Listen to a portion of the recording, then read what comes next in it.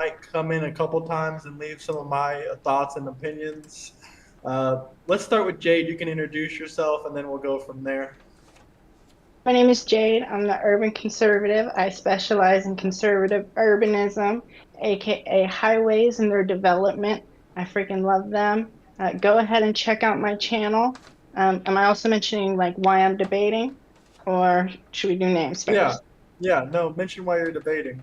Yeah, so I'm debating because I was scrolling through the YouTube lives one day, as one does in the vertical YouTube lives, and I actually got an ad for the actual legislation that Danielle has been writing and working on, the no confidence. Mm-hmm. And I had to look into it and I didn't like it so much. So I left a comment and I said that, hey, I don't know what YouTube is doing advertising this to me of all people. But you lost out on your ad dollars there. You should get a refund because it's refund or because it's advertising to conservatives.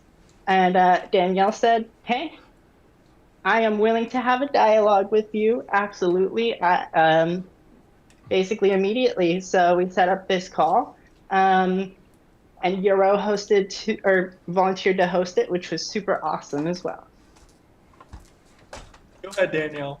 Awesome, thank you. I'm Danielle. I host the channel Unfucking the World. Oh, I should have.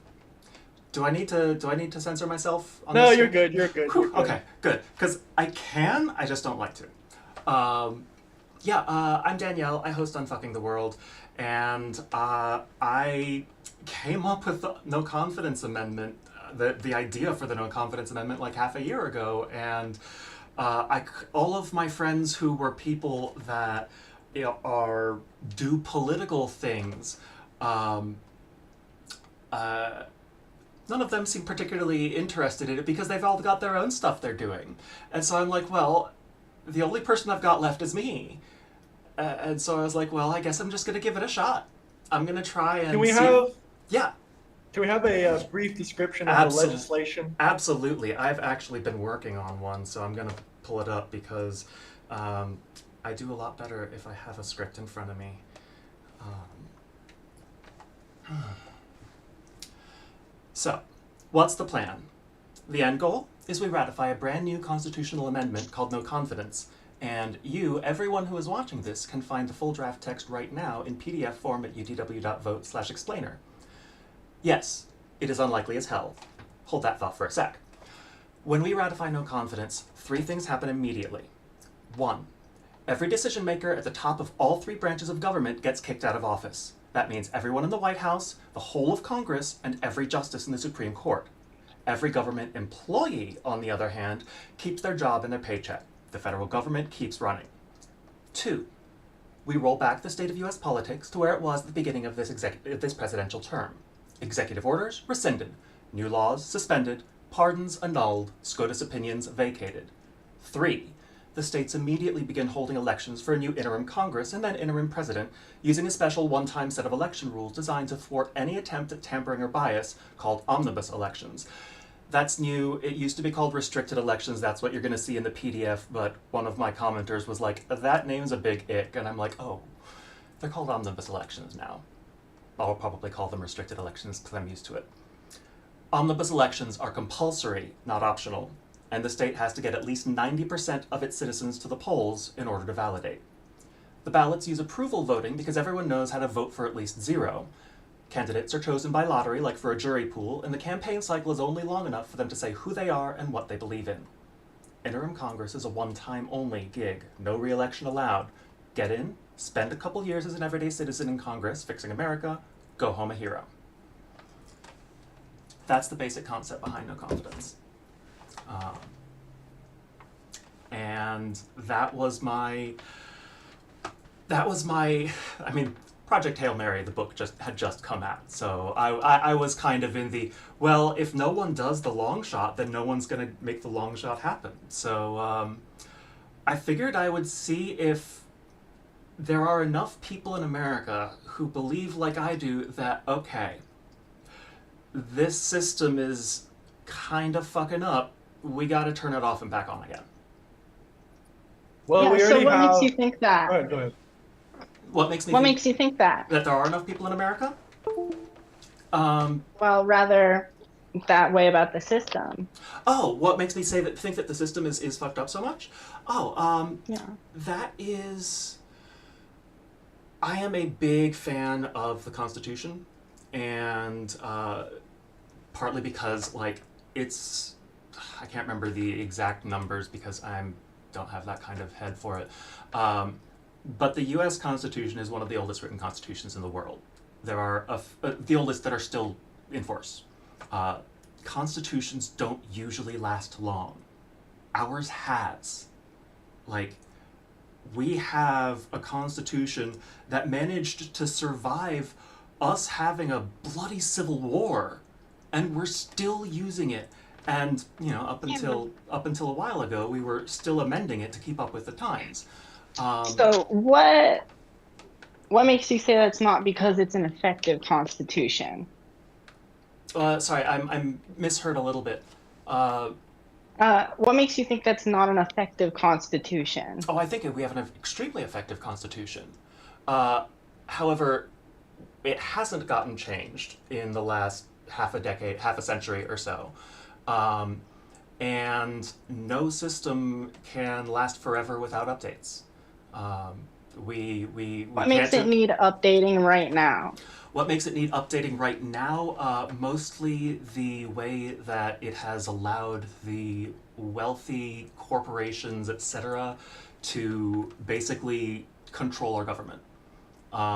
There is way too much high-level finance being used to affect what's happening on both the Democratic and Republican sides. There is the fact that the DNC... Are you talking about like foreign money, domestic money? Who's paying these people and what people? So specific. I'm not going to chime. Go ahead. I wanted to say something, but I'll let you go ahead. I'm not going to chime in too much, but there are 3 super chats already that I did want to discuss really quickly. Please. Just people's comments. Please. The first one is from a lawyer named Chris Law. He says, "This amendment makes me want to eat nails." Ha. Do you have any, things to say to him? I would recommend not eating nails. They're not healthy. The second one says, "You do realize there's no elected officials that aren't government employees."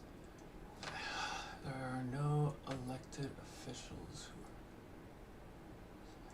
are... I'm sorry. I'm trying. Like everyone that's elected, elected. Yeah, everyone who's works for elected government. is a government employee. It's that we remove the elected people.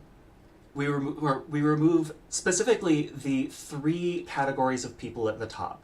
It is the president and vice president, Congress, and the Supreme Court, and anyone who has been appointed by any of those people since the beginning of the presidential term.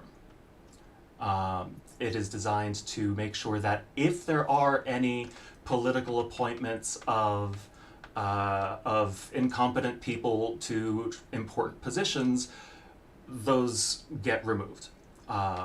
There's also a clause in there which allows the U.S. government to backfill itself by saying that anyone who was removed since the beginning of the most recent presidential term has the option to come back as long as their co-workers are like, yeah, no, they weren't fired for cause.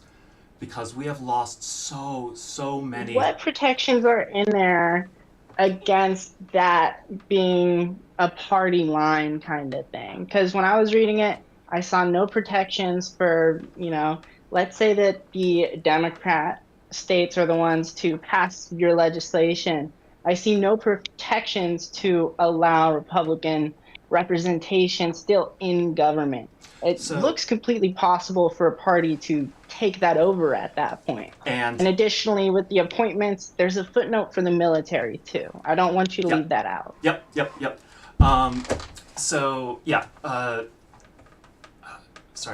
Trying to keep myself... can you go back to the first one you were saying?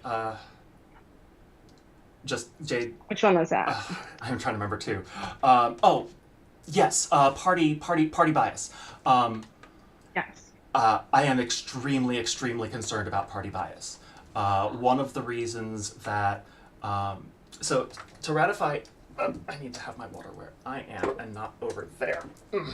That's not. One of the, oh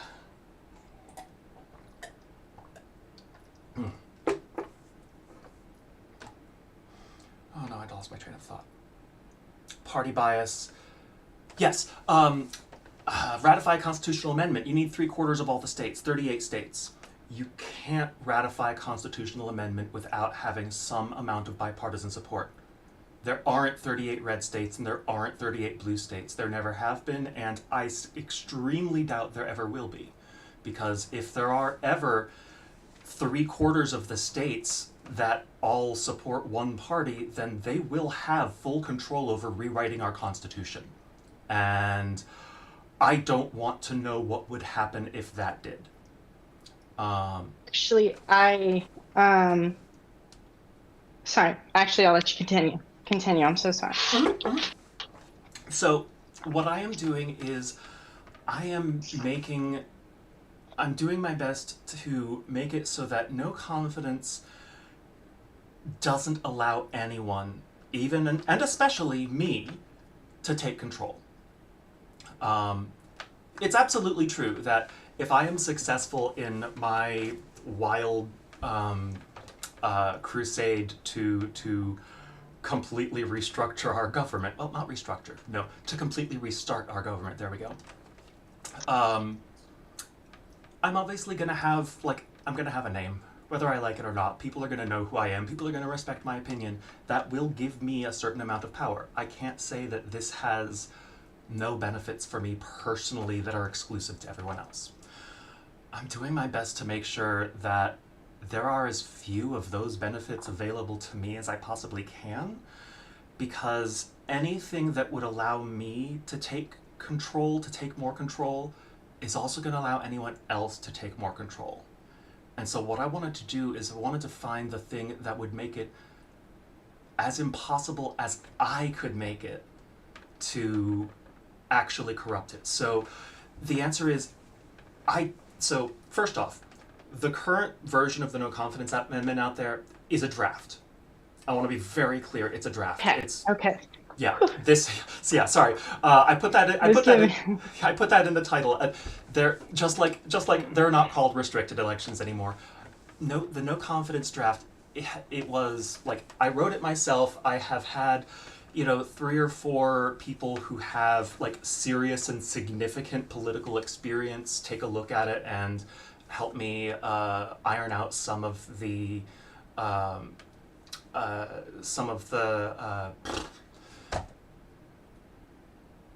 things that would have been problems before. There are still more in there. Absolutely, there are still more in there. I come from software. I used to be, back when I had enough physical health to be employed full time, I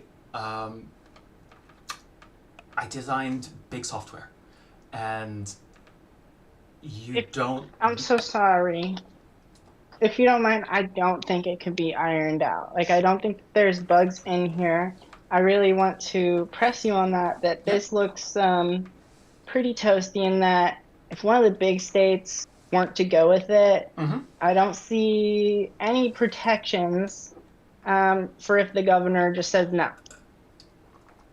I'm starting my own.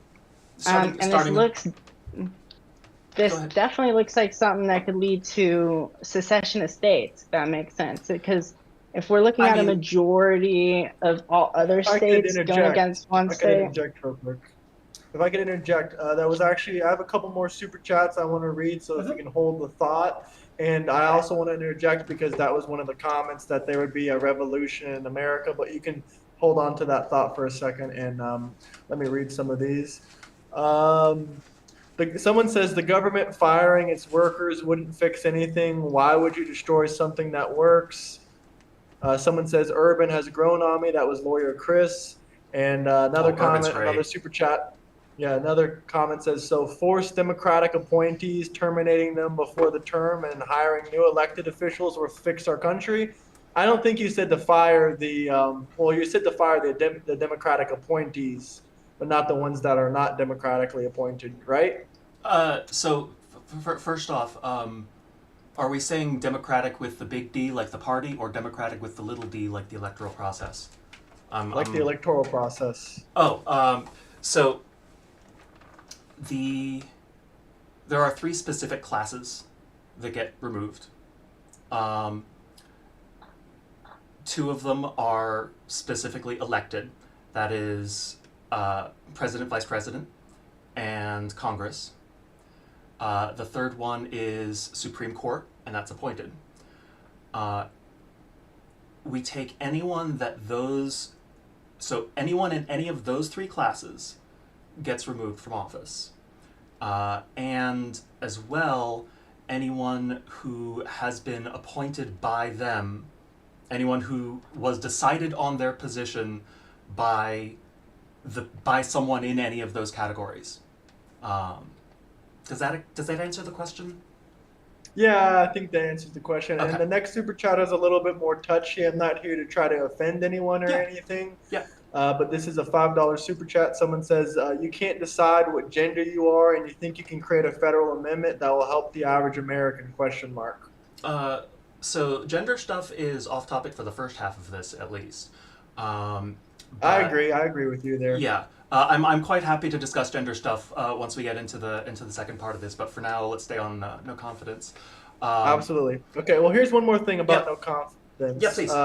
Should you have to show ID to vote for this amendment, or is there something enacted by the same elected officials it would only hurt? Question mark. So the answer to that, there are two. They're actually kind of 2 separate things here. First off, the no confidence amendment itself is not going to be something that gets voted in by the American people. Amendments don't happen that way. At least, I should say, U.S. amendments don't happen that way. What I do think that the person is probably asking is for omnibus elections or restricted elections. Do I think that it should be necessary to show ID? No, it's actually not necessary, and I'll tell you why. It's not because there isn't any possibility of fraud there. It's that there is, I think I mentioned, yes, the 90% turnout. That's a scale that we know works.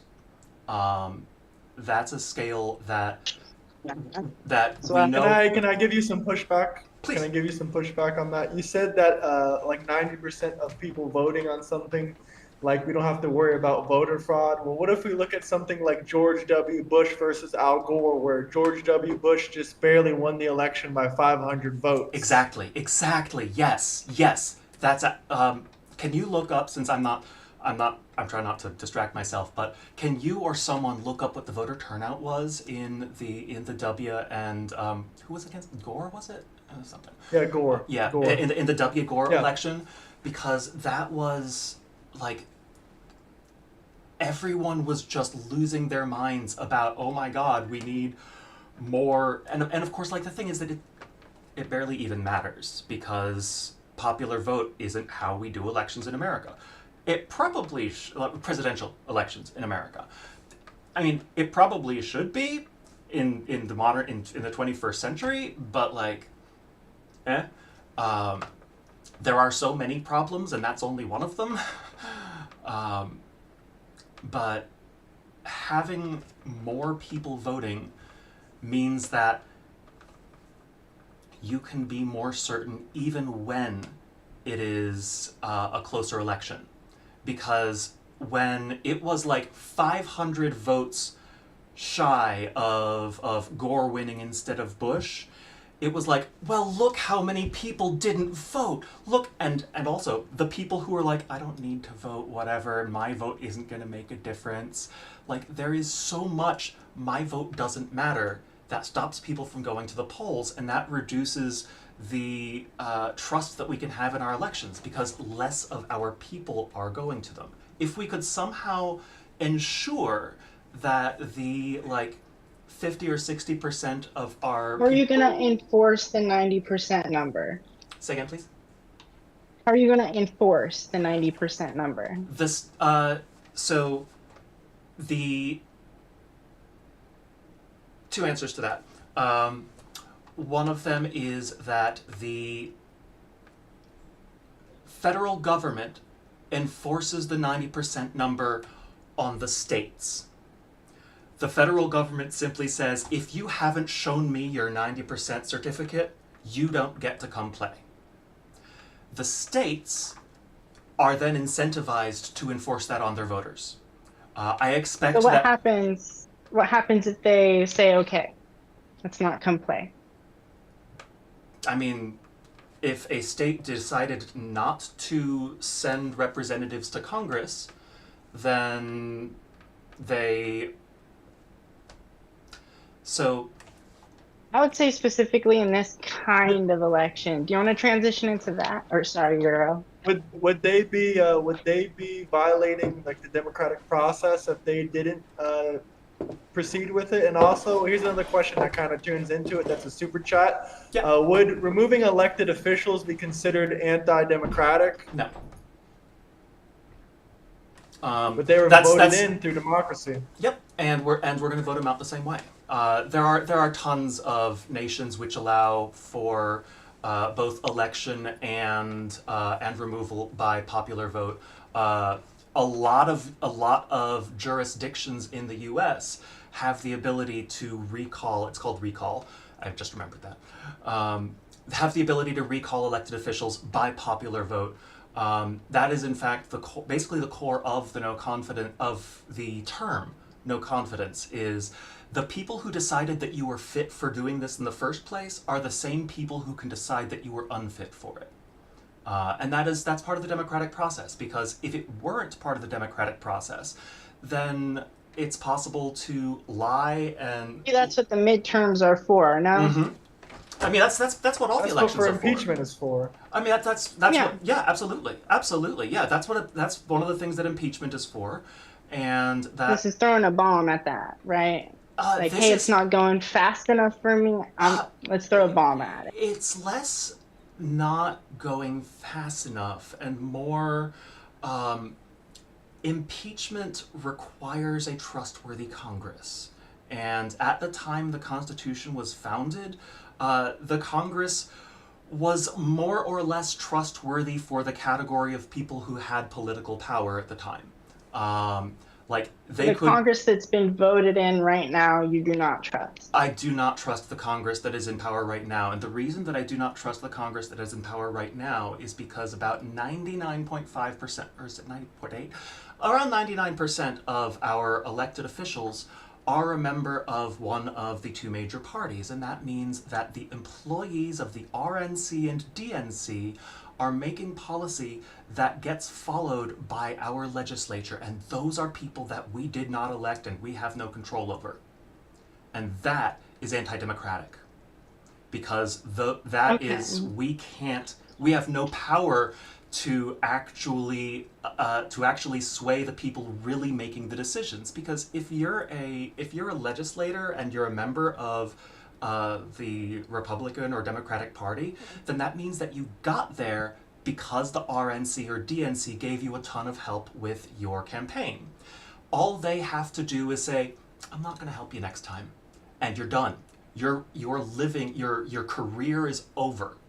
You no longer have a way to support your family. Would you argue that the voters may have possibly voted for their party rather than a specific individual or a specific policy? Mm-hmm. And there are a lot of countries. So first off, most voters in America these days are voting by party, and the reason is because it has become the only thing that we can do if we want to see our goals actually followed, because 99% of our legislators are beholden to two and only two voices: the voice of the DNC and the voice of the RNC. And any deliberating body gets stronger in terms of makes better decisions and takes more things into account the more different voices, the more different sources you can Different sources, yes, but not yes, necessarily different party sources or different sources but of ideology necessarily. right, but I would push back on that. but think about sure, but think about it this way: if the party has said you must vote this way on this particular topic or you're out, then it doesn't matter what you think about it. Like, you have to do the thing that the party wants to do. And the thing is that there are countries. I would argue that's actually a form of check and balance for the voter, where the So, voter actually votes for the party and they get so, the employee effectively put in check using that manner. so, How is it not? so we have, there are governments in the world where you do vote for party. And those are places where you explicitly do that thing where the voters say, I want to have, I vote for this party and I want to make sure that their people get in. And there are actually a lot of interesting things you can do to make sure that the votes are fair. Things like proportional representation get used that way. And that's a way to make sure that everyone's vote actually gets respected and actually makes a difference. The way that our electoral system is set up, for a lot of people, your vote doesn't make a difference, and that's why a lot of people stop voting, because their vote doesn't actually have a chance of making a difference. Can I So chime don't in you again? think a room full of, yes. I was gonna say this. It kind of sounds like you're advocating for a system like Switzerland, where we vote on each issue instead of voting in a representative to make the decisions and vote on it. A direct democracy like Switzerland, you vote like if you want health care or if you want this, the people vote for it directly rather than a congressman or a senator. But also going back to the voter ID, I have two more super chats here. The first one says, "Did you know you have to show ID to get a government-run grocery store in New York? You have to show your ID to get in." Because they're going back to the voter ID thing. Oh, And the second one is, but the amendment wouldn't be voted on popular vote, which means it wouldn't be up to the people and not democratic. But so didn't you say it would be up to the popular vote, right? Go ahead, explain that a little bit if you can. sure.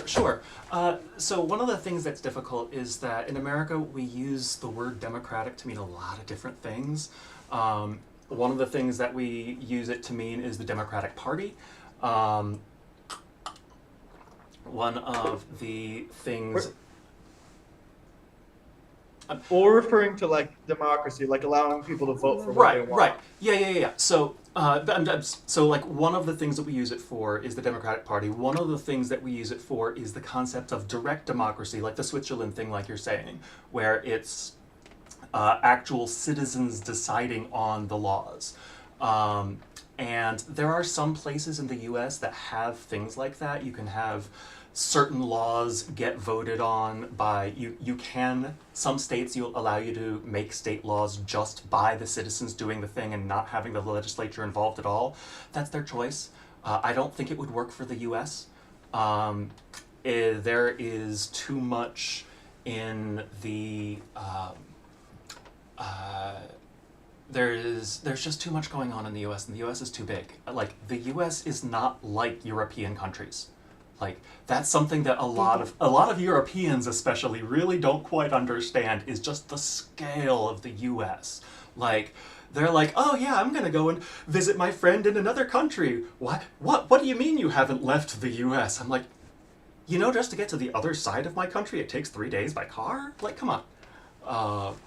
But like, that scale also affects things about political decision making, and we as a nation, like, I live over in Massachusetts. I don't know any of, like, Jade, you're in what, Nevada or something, I think I remember? Or Missouri. Missouri, okay, yeah. Like, you have completely different issues facing you.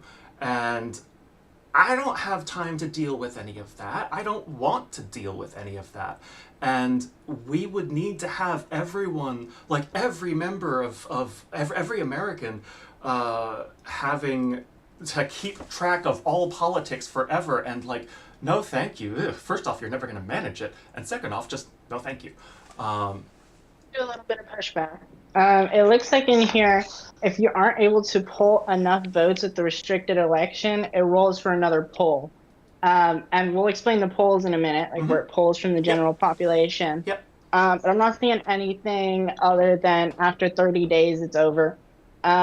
What's to say we won't get unfair amounts of representation per representative at that point? That's what I'm worried about with that. Clarify. So it looks like Just basically, like the scenario that you're thinking of. I wanna make sure I understand it. yeah. So there's a state that just the population isn't really messing with this, right? Okay. We're not even talking about the legislators or It's- anyone in government really. So this is a state where the citizens just aren't big into no confidence itself. Is that, or Yeah, okay. they can't be bothered. This is a state first, where yep. they could go in and they could all go ahead and vote for one candidate. One candidate gets in, and they could arguably walk away. And what would happen if only the minority voted, like came into the poll booths and voted for the next month? Would all the seats be able to get full? And what happens if they aren't? If the citizens of a state, so if you can't energize 90%, so I'm going to say speaking to an imaginary state government here. If you, imaginary state government, cannot get 90% of your citizens to the polls in order to vote for, and you can't get them to actually cast enough votes to get your people into Congress, then Congress is going to start making decisions without you. And what I would recommend to you, hypothetical state government, is perhaps next time you run a restricted election, you might want to consider instituting a statewide business holiday, funded by the special projects fund or whatever. Something that's going to make it easier for more of your citizens. You might want to set up a thing where So just to be clear, they're kicked out of the union at that point. No, God, no. The union? Oh, God, okay. No. But if the state can't get its voters to select representatives for Congress, then Congress will move forward without them. There is a lower bound here, mind you. So first off, we already in the world where the no confidence amendment has been ratified.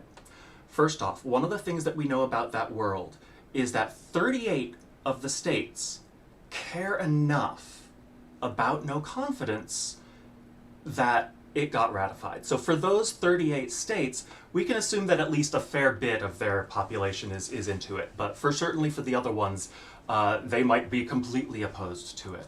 And the answer is that in order for the United States Congress to do any business, you must have at least half of the representatives there. Now, we're not getting rid of the seats. Like, every state will still have the same number of seats in both the Senate and the House.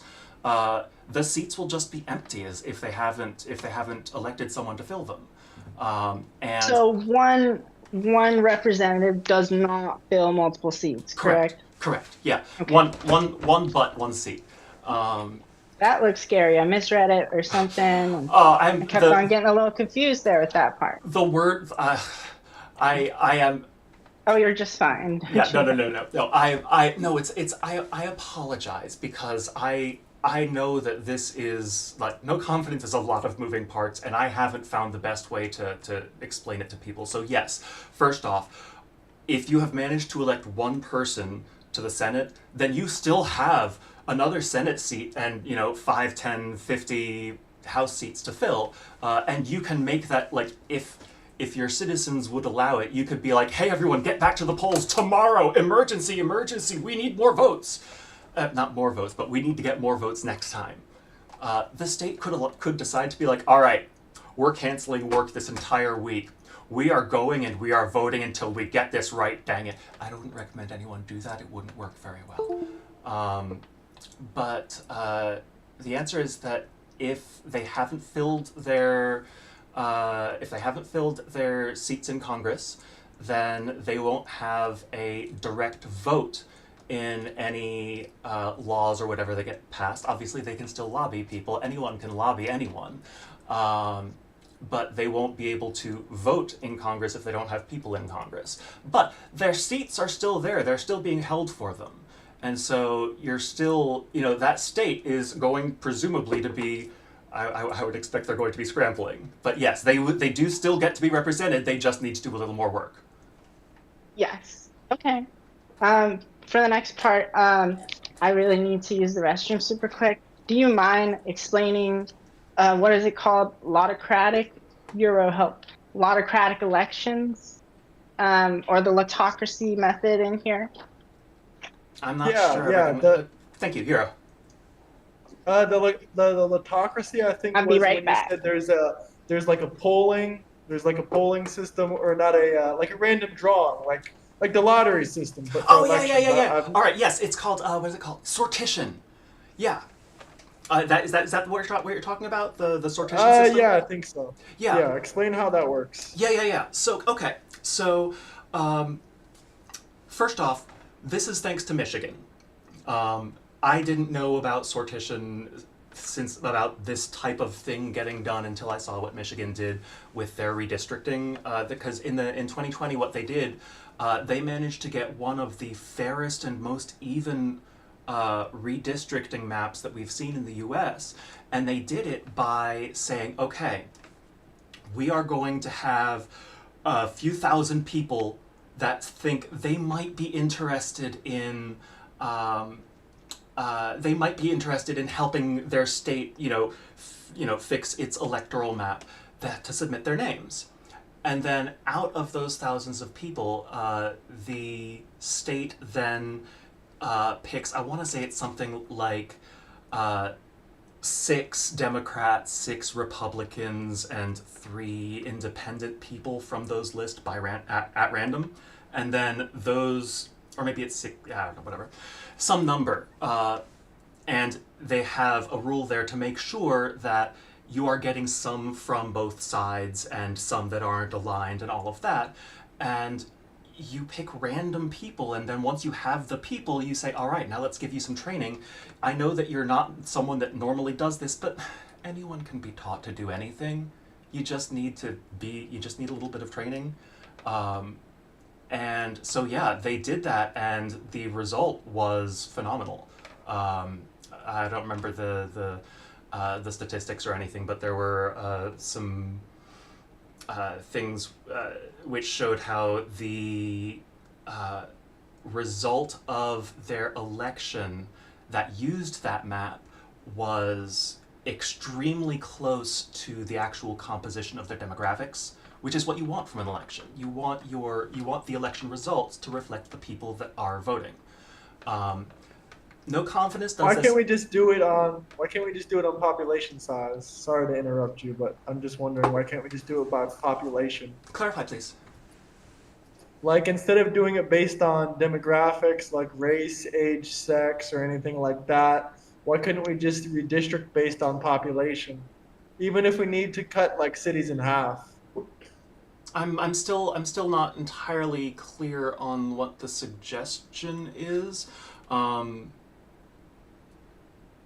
Basically, instead of just redistricting with any other process, we can just redistrict the state based on population size. We'll make districts based on population size for Yeah, the but voting. you're still going to need to figure out where the borders are. Additionally, I really want to make the argument that the new voter maps are more fair, right? So you need to have that pushback of someone saying that and thinking that and realizing that, hey, there might be a proportion of the audience that truly believes that. Yeah, absolutely. If that makes sense, especially with this legislation. Yeah, absolutely. And the one thing I want to be clear about is that no confidence doesn't get rid of congressional districts permanently. It doesn't make any permanent changes to the U.S. government structure, with the exception of the fact that no confidence then exists. That's the change.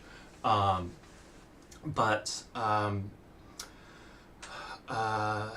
to...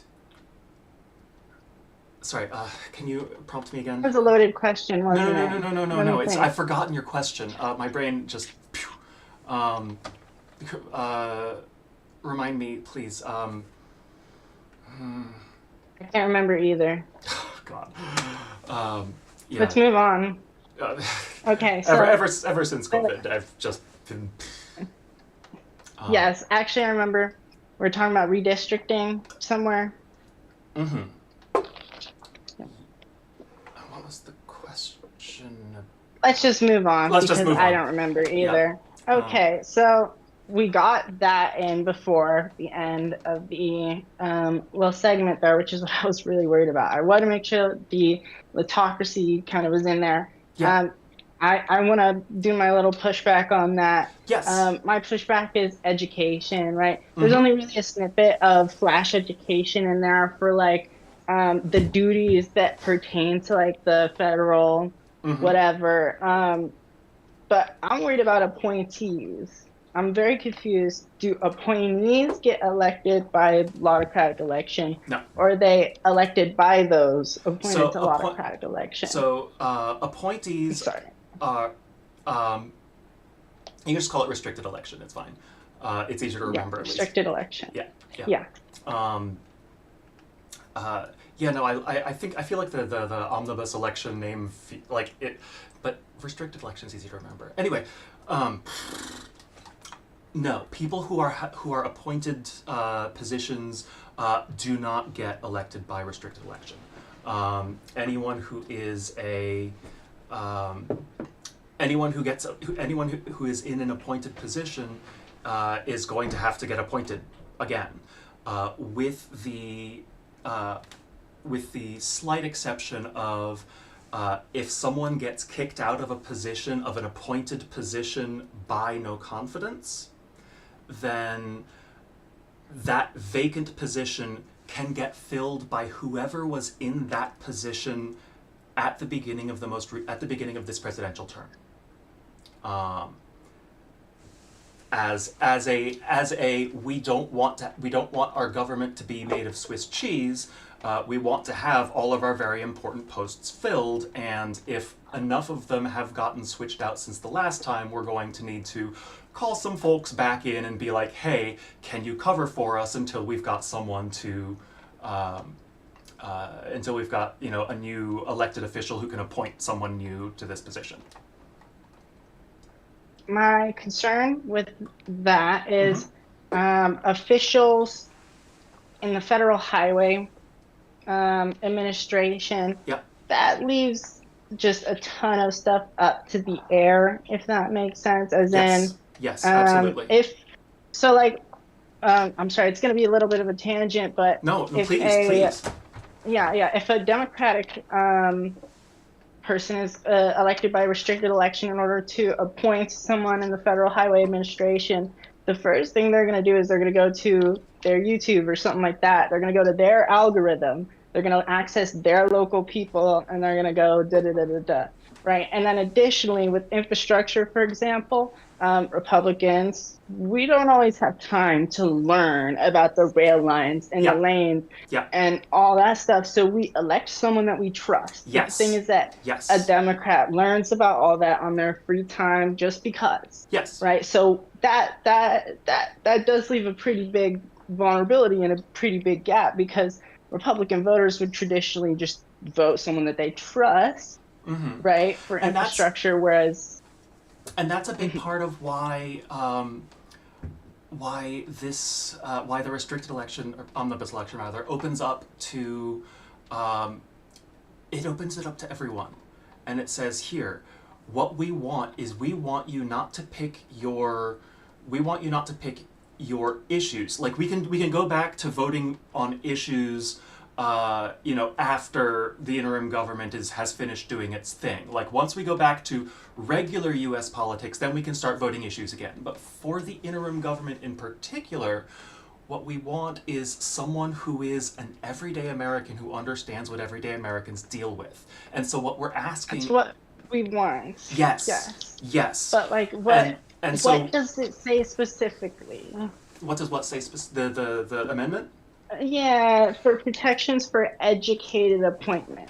Okay, so like where you need a college education. Yes. Okay. All right. I think I see where you're going now. So I think what. All right, I'm gonna restate this back to you to make sure I've got your objection here. So we have a government. It could be this one. It could be one in the future. We have a government that has the federal government appointed someone to the Federal Highway Administration. This is more your area of expertise, Jade.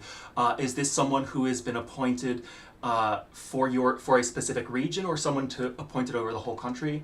For the whole country. For the whole country. Let's Okay, say yeah. So general regulator. yeah. Okay. Sure. So we've got the general regulator for the Highway Administration, who has been as an appointed position. It's probably something that usually people stay there for multiple terms. They don't generally get out and back and out and back. If this person has been working there since before the presidential election, they don't get removed. If this person got their job, started in that position since the election, then they no longer have authority the instant that no confidence happens. And whoever was last in that job now has the option to resume their role. Whoever was in the job back when the presidential term happened. So there may be a rewind if the person that was in there. But that said, this is just a temporary appointment. Like, if someone comes back in and resumes their role, it's still an appointed position. Like, whenever there is a new government in place, whenever there is an interim Congress, an interim president, they can then appoint whoever they want to that position, just like any Congress or president can today. And that's why what the omnibus elections for no confidence are. It's not about issues. It's about here is a bunch of people. I want you to look at those people and pick out the trustworthy ones. Pick out the ones that are Americans that you feel that you trust to do the best thing for our country. Can I chime in real quick? Please. I haven't said anything in a couple minutes. Yes, please do. I think I've asked all the questions, but we're in the last. We said we'd do this for like about an hour. Yeah. Is it okay if I add my Yeah. friend in, because he has a lot of questions about this and he's I very have- interested? Can I ask Is one that more cool with question? everybody? Yeah, go ahead. Can I ask one more question? Okay. So this question is my gotcha because so I waited till the end for my gotcha question, right? So this is all for a 3/4 a 3/4 of the states Yep. are absolutely against something. Basically all the legislators in those states, or at least a majority of legislators in those states, right? Mm-hmm. I want to give you some examples of when that has Sure. happened in the past. Sure. So one example would be ending slavery with Lincoln. 3/4 of the country hated that, right? Okay. The next one is women's suffrage, right? That was Wilson, right? That one's pretty important. The next one is child labor with Roosevelt. And I would argue... I mean, child labor. that The child labor amendment never got passed. Or wait, no, did it? Wait, shit. Am I thinking of something rather, else? the child labor rights, if that makes sense. The era in itself. Yeah. The For sure. mandates. Yeah. So what I'm pertaining to you is by giving the states the ability to effectively veto an entire government Mm-hmm. over 3/4 Mm-hmm. majority, it's an effective death of the historical American mandate that's made this country great. And that's what concerns me. That's an absolutely reasonable concern. Absolutely. What we don't want, the thing that there are a number of things that I have in my heart as, if someone comes up with a thing that will break no confidence to this degree, I'm not pushing it forward. I'm saying, hey everyone, I was wrong. I'm getting off the internet now. Goodbye, have fun, and I'm going back to my writing. But the question of what if people abused no confidence sometime in the future? That's the biggest one in my head. if there Our was next civil rights movement could be effectively vetoed at the start, yes, like that. absolutely, it could, if there is a way to get 3/4 of the states to agree on it in the modern era. However, the modern era has become a lot more politically divisive than it was in the 20th century.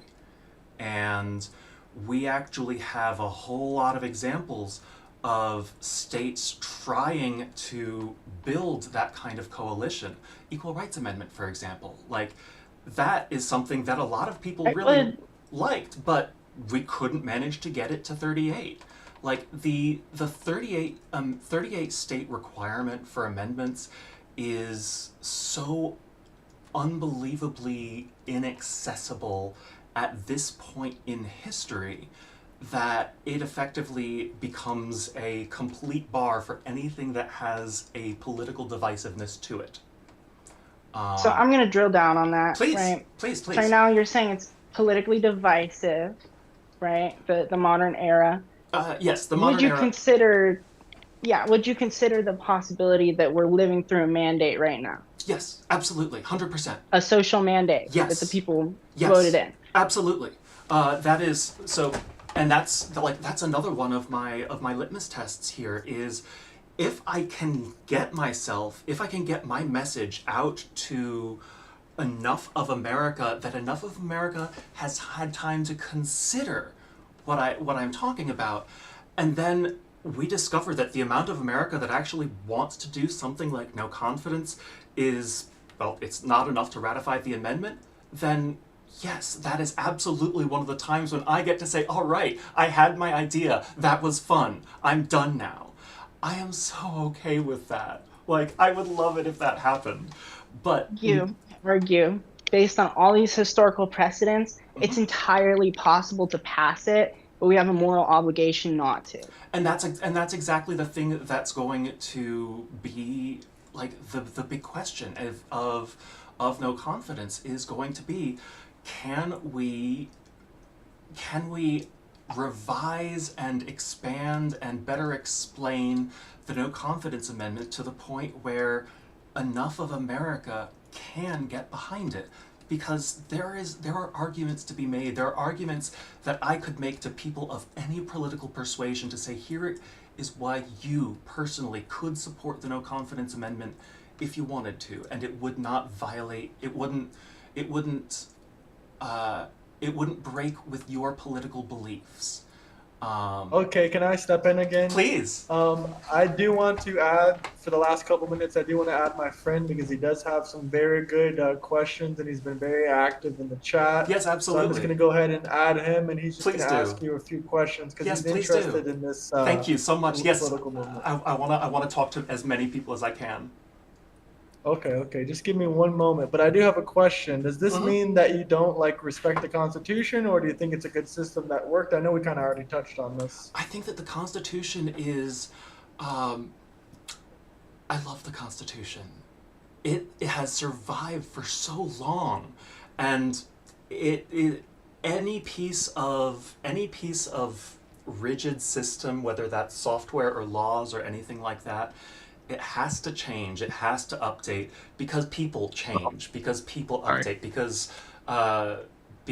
the world changes. The world is so much different now than it was in the 18th century when we wrote the Constitution in the first place.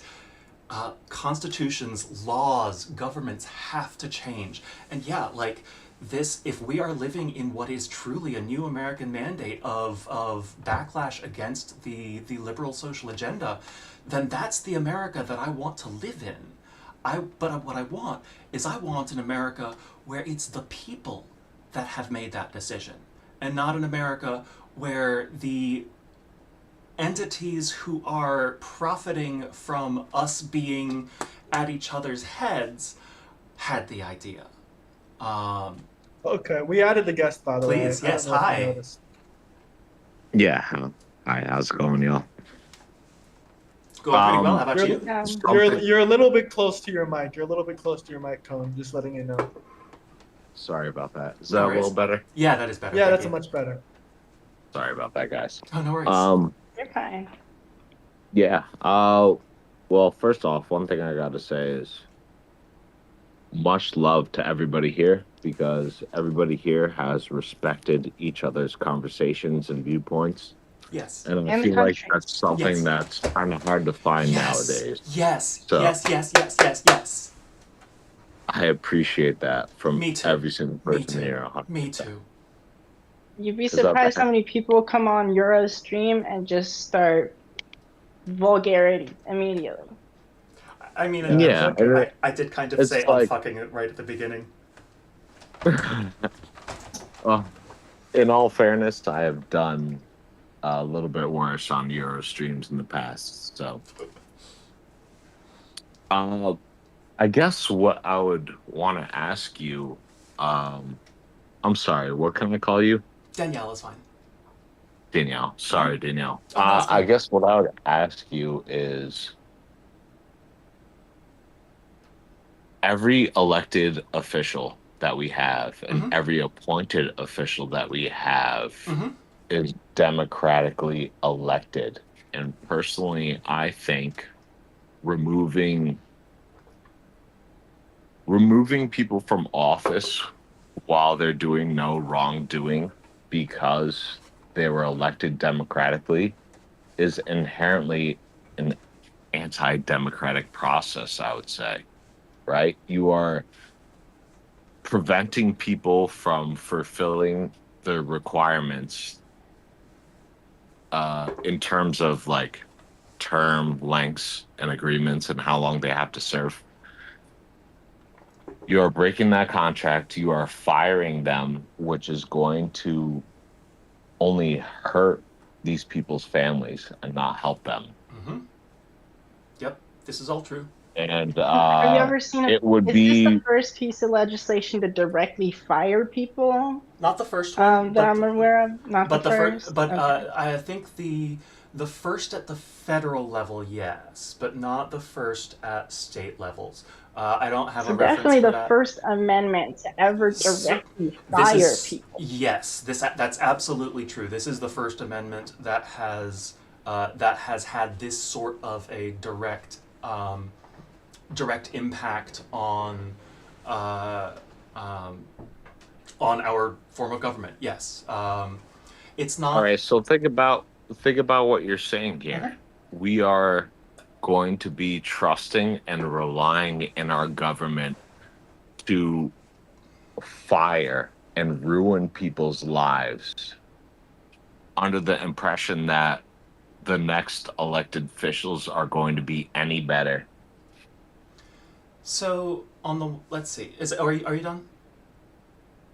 Yes. Can Okay, I interject real quick before you respond? sure. We also got another super chat. Mm-hmm. Someone says the Constitution has lasted 250 plus years. The Mm-hmm. average Constitution is 7 to 18 years. It has Mm-hmm. lasted because it works. I do not want to change it. This is from time on my side. Mm-hmm.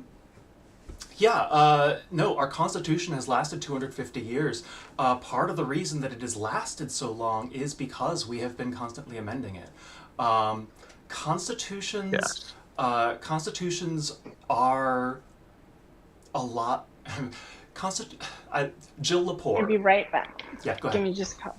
What about the Bill of Rights though? Isn't that supposed to be protected? No, the Bill of Rights doesn't have any special protections in the Constitution. Those are just amendments. And it was, funny enough, it was kind of the same sort of a thing as no confidence itself, because when they made, sorry, I'm not sure what I just said, but it was making the Constitution was and ratifying the Bill of Rights was in some ways very similar to the process that I would like for us to go through with no confidence, because when the states first adopted the Constitution to replace the Articles of Confederation, um, there was a lot of question about, okay, what rights do people actually have? Are they going to have? What rights are they? And there was a lot of contention about it. There was a lot of opinions one way or the other. And rather than trying to answer that question and also answer the question about what form of government do we want, we said, all right, let's table all of the social things, all of the citizens' rights stuff, all of that. Let's table all of that and just make sure that we get the core in place. Let's make sure everyone can vote on, all right, do we agree on the core of it in place? And eventually they did. And the first Congress then sat down, and the first Congress drafted the Bill of Rights, of which we ratified 10 out of the 12 amendments. And we ratified, the 11th one in 1992. But that's the same thing that I want to do with no confidence. That's why no confidence makes zero changes to the actual structure of our government, because we've got an awesome constitution, and like it brought us all the way here to the 21st century from the 18th. Holy shit, that's awesome. We shouldn't I have try something and to interject. Go ahead. we Sorry, I didn't mean to we shouldn't try and change things out right now, because we're trying to decide on all sorts of things. But what I'm hoping that everyone can agree on is our current government is kind of dog shit. And I'm not talking about any particular branch of government here. I'm talking about the whole thing. It has stagnated and stagnated and stagnated in the exact same way and for the exact same reasons that if you leave your computer running for a month on end, you're going to come back to it and it's going to be just chugging along, because any system that has a lot of running components needs to get a refresh every once in a while. That's a property of systems themselves, not of software or of people. Systems just need to get a refresh every once in a while. And that's what I want to do, is I want no confidence to be that refresh that we can give our government, because I personally don't know what the new laws should be. It's entirely possible that we do no confidence and the government, the interim government that gets elected is like 90% Republicans. Like, that's absolutely a possibility.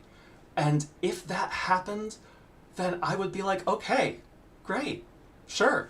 That's a government that has a goddamn mandate from the people, that is. And then that government could decide to write whatever laws, propose whatever amendments, do whatever they think is necessary so that America can move forward without being this laughing stock of the world. Well, I'd have a couple things to say to that. Please. One, like you said earlier, these amendments wouldn't be voted on the popular vote. It would be voted on based of existing lawmakers currently in power. Correct. Which means that this amendment wouldn't be voted on the general population of what people believe. Correct. It'd be voted on the people who are appointed and in power, That's actually the same people who this law would only hurt. So quick pushback on that. The people who would be voting to ratify the amendment are state legislators, and state legislators don't get touched by no confidence. It's only the people at the federal level that get affected by no confidence. Not people at the state level. Our state governments don't get touched. But continue. Can I hop back in? So, Hang on 1 second, Jade. I want to hear to the rest of this. deflect from the points I was trying to make, you think that it is more fair to force all federally elected officials or appointees to be fired from their job and not state elected officials or appointees? So, first off, not all. It would not be all of elected officials or appointees. Specifically, anyone who has been in their job for at least 4 years. Any appointed official who has been in their job for at least 4 years is safe. Period. The end. Because, well, at the moment, any appointed official who has had their job for 2 years is safe. Because if they have had their job for that long, then they were not appointed in the current presidential term. Can I chime back in real quick? One more thing before I do. It does get rid of all all elected positions at the federal level, because there aren't, unless there are federal elected positions that that I'm not remembering. I'm pretty sure the only elected positions at the federal level are Congress and President, but please correct me if I'm wrong there. But yes, all of those elected officials would absolutely be being fired from their jobs, and that would, if the family of that elected official doesn't have any other forms of income, then they might have a problem at that point. They might need to go on unemployment, they may need to do whatever. What I will say is that if someone's job is an elected position, they should not feel secure in their job. So judges shouldn't be secured No. in their job. Judges should not feel secure in their job unless they are people who, well, first off, judges in federal judges, which are the only ones that would be affected by this, there aren't any elected federal judges. But as a general thing, in response to that, for local judges who are elected, yes, I think that no judge should feel that their job is inviolate. No judge should ever feel they have tenure, because anytime you feel that your job is inviolate and that you can't lose it no matter what, then you stop caring about what the people want. You stop caring about the people that got you there. So no, I don't think that any elected official should feel secure in their job. I feel that they should always be working to earn the approval of their constituencies. And most of the elected officials in this country's federal government do not feel like they have to earn the support of their constituencies, and that is my problem. Euro. I would have a couple things to yeah. say. Sorry. No. I'd have a couple things to say though. One is I think it would be crazy to set a mandate that elected officials in our government have no job security. Because why would anybody take a job that doesn't have job security? People work jobs because they have to provide for their own and provide for their family. Not necessarily. Some people You have to work be put jobs. up. Some people work jobs in order to survive, to provide for their family and provide security. Nobody works at an employer for nothing. That's not correct.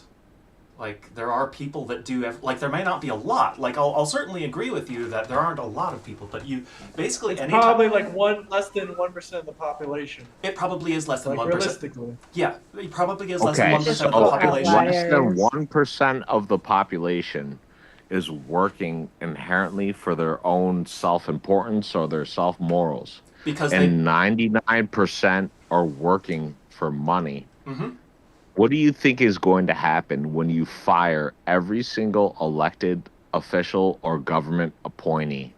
I think that probably a very, very, very, very, very great number of the elected officials and appointees that are going to get fired because of no confidence are members of that 1%. Well, let's think about this logically and numerically Please, here. please. Do you think it's more likely for someone in the 99% to be elected as an official versus somebody in the 1%? Do I think that it is more likely for someone in the 99 to be elected than someone in the 1? No.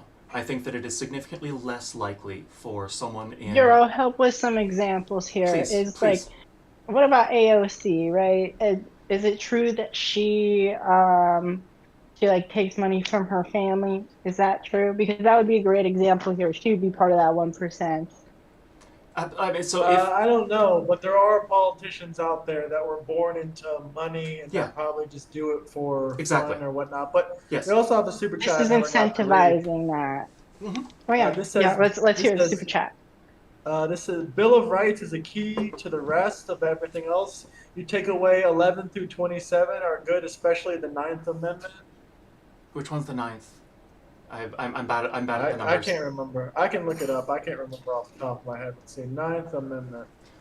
Let's see. Let's see what it is. The Ninth Amendment to the U.S. Constitution states that listing specific rights in the Constitution Oh does not yeah, mean yeah, people yeah. do not have other unlisted rights. Right. Okay. What's the question? It was more like a comment. He was saying that the Bill of Rights is the key to everything. If you want to take away the rest of the Constitution, that's fine. But the Bill of Rights is the key, especially the Ninth Amendment, which states there's still rights that are not listed in the Constitution. Like the whole Constitution per se. Danielle, I'm trying to make 2 points. Please. One, there has never been a government law forcing our own government to fire people Correct. inherently. And setting up that legal framework is a slippery slope that I would not want to go down.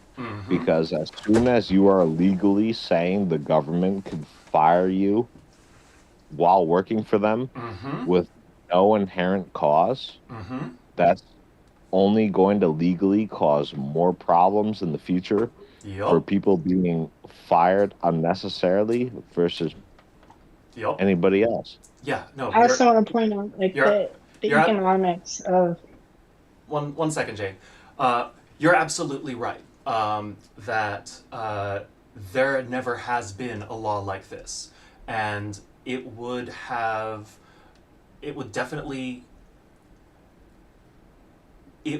apply a new type of accountability to the federal government that it has not experienced before.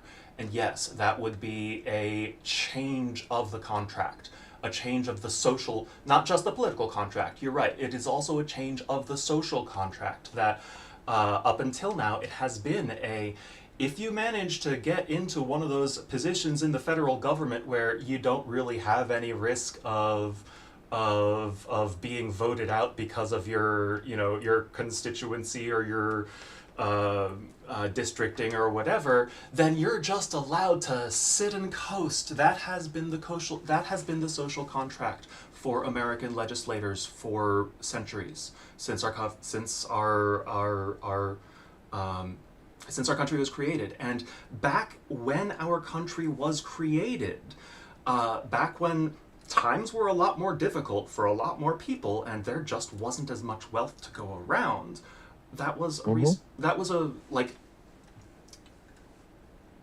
oh, damn it, come on, brain.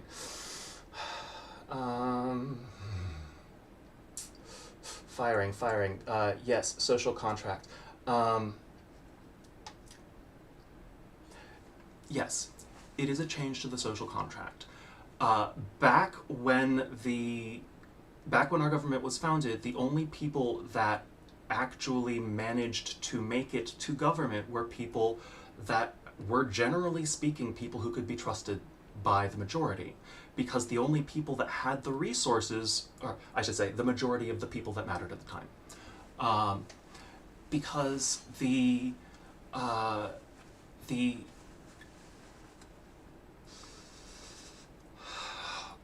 damn it. I hate to interrupt, Yeah. but at that time, the only elected officials were white and men. And that's why I want to say the only people that mattered at the time. And I mean, when I say mattered, I mean mattered in terms of the voting and the politics. That's why I wanted to clarify. I know you. Yeah. And yes, this is a change. The core of the thing I want to say in response to you. This is a change of the social contract that applies to our government officials. And the only appropriate and democratic way to make a change to the social contract that applies to our government officials is to amend our Constitution. I would not approve of... Go ahead. I think there's better alternatives, definitely. And I definitely want to hop in here super quick. Let me get up in here.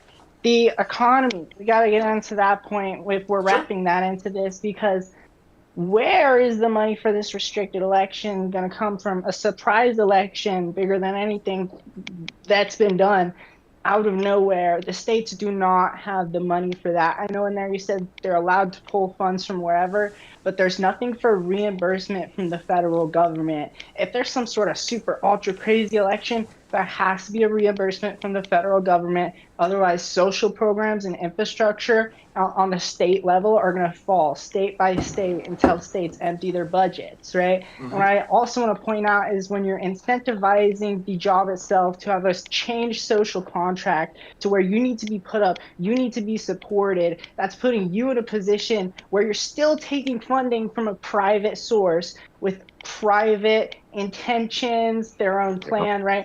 Which right now, arguably, what we have is actually better because there's You're public losing me a little, accountability to Jay. where the funding comes from, or the funding comes from. Oh, okay. Right. I think I got it now. Yes. Okay. Because these people's parents yes. aren't required to disclose their political leanings, where Right. they've made their money, So- yada yada. So we're relying completely on these people's parents to have the same level of accountability, this same accountability that you want out of the legislatures. And Does that's that make actually. sense? I think so. I think I lost you a little bit, but I think I got you. I figured you got it back at the end. This is what I'm saying. Yeah. So, Economy, disincentivization, bad people in office. Yes. So Permanently. I mean, like that's basically like that's what we're looking at. Like that's regardless of whether or not no confidence. Like we are in the situation of the people and organizations that have money have way more impact over our government and over our elections than anyone else. That's because people don't. 100% well said. And I'm so sorry to interject here, be a rude piece of shit, but I just felt the need to drive this point home. It's that, like you said, the problem relies with the corporation giving our politicians money. Damn right. Firing the politicians isn't going to fix these corporations giving politicians money. Absolutely correct. It's only going to allow fresh faces to accept this money. Yes. Now, it's not going to fix the problem. Sorry. Correct. Yes. No confidence is not going to fix the problem. And that's the thing, is that one thing that people should know is if you decide that what you want is no confidence, you are signing up for the American people to actually take charge of our own future. It's not going to be easy. The omnibus elections, those are going to be so much more stressful for citizens. They are going to cost more for the states. They are going to be less, they're not going to have as many different locations represented in the ballot because of the non-districting. Like, there are a lot of ways where, like, omnibus elections are sort of the safe mode of an electoral system. Like, it requires a lot more work and you don't get all the nice bells and whistles, but at the end of it, you get something that you can use to actually go into your system and figure out which are the things. So, first off, omnibus elections are a big ask. They are, absolutely. I don't know where the money comes from, and that's one of those things that could be a absolute nail in the coffin for no confidence. If someone can do an analysis of like you how much pay people for their days off for an unexpected election. Yes, exactly. And that's something that the state would need to do. All of the citizens. Yes, absolutely. It would be an expense like no other. And that's why it has to. And it's not only that; it's logistically. Yeah, absolutely. The logistics. Voting for thousands of elected officials. Oh, it's not going to be. It's not going to be that. It's still just going to be an election for Congress. It's just that you're going to have more candidates on the ballot since you're not just electing your own representative and potentially senator. You are electing all of your state's representatives and senators. So it's going to be a lot of for someone like California, there are going to be at least 104 names on the ballot. And in order for what is one citizen supposed to, in a timely manner, figure out what 104 right? people stand for? Yeah, exactly. And that just leaves room open for special interests to come in and fund campaigns. There was a footnote in there for a very small, like, state-funded video for each each candidate, but I'm not feeling that, yo. Or it Yeah. said a TV show would be dope, but it didn't explicitly say funding And for the TV show. That Hey, was it's the not TV only show would be that, dope. it I would that. gotta be say. 104 candidates for a single elected position in Uh, office. You have to multiply no, that by hundreds and thousands it's on the positions of office you are leaving open by firing all these people. so first off, let's go ahead and continue using California because we're here, but uh, we're not electing the appointed officials. So California would need to elect in the restricted election or omnibus election, whatever. In each Californian is electing 54 seats. So that is an election where you are voting for 54 offices.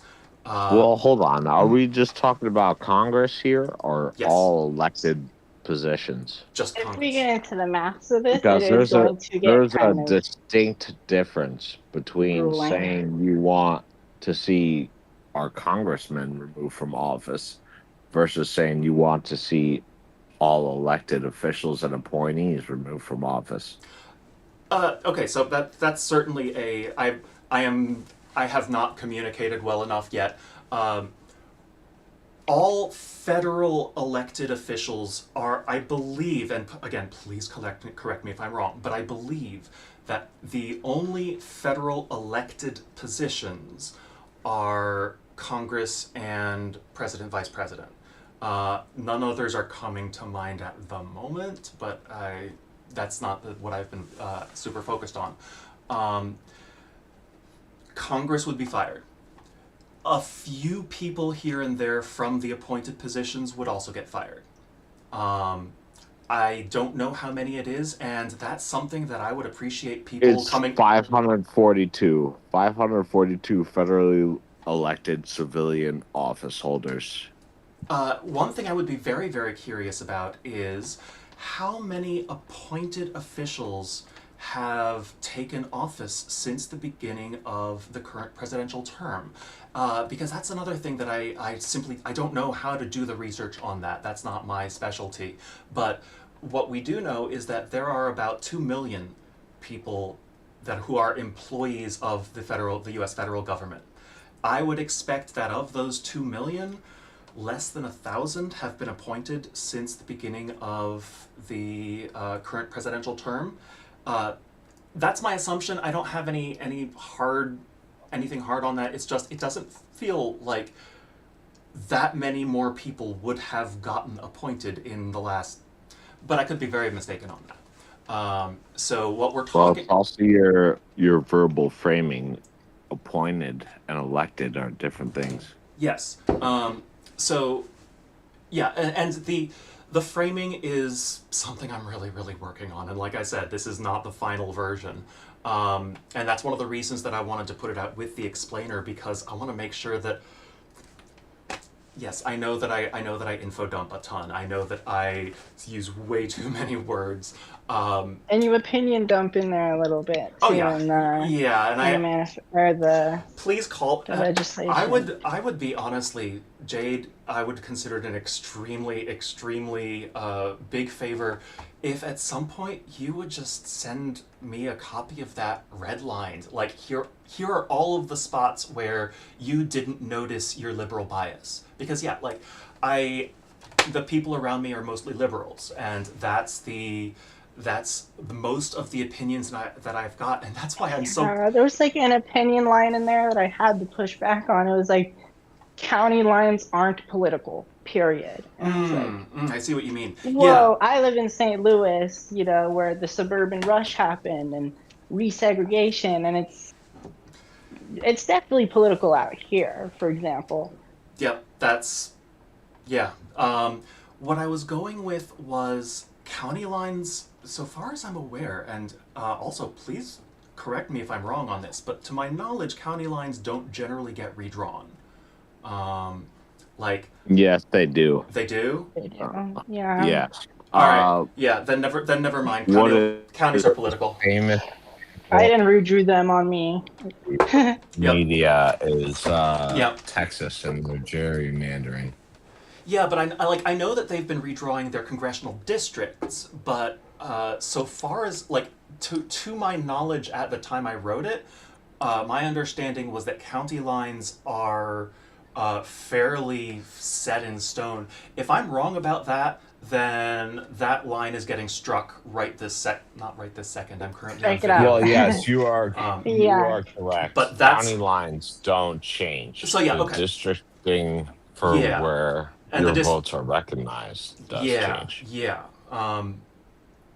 But And yeah, explicitly, you need to say that this is a draft. It needs to say in the text, because will at do. this point, if you Will died do. tomorrow, like a crazy radical could take the completely unfinished draft and use it, and then these definitions of county lines, that kind of stuff, it's toast, right? So you just need to keep this thing I'll bulletproof in that Thank regard. you. Yeah, no, that's definitely a change I'm making. Is making it clearer that this is a draft. And for I me, will. I think I'll about the throw a background legal on it. framework.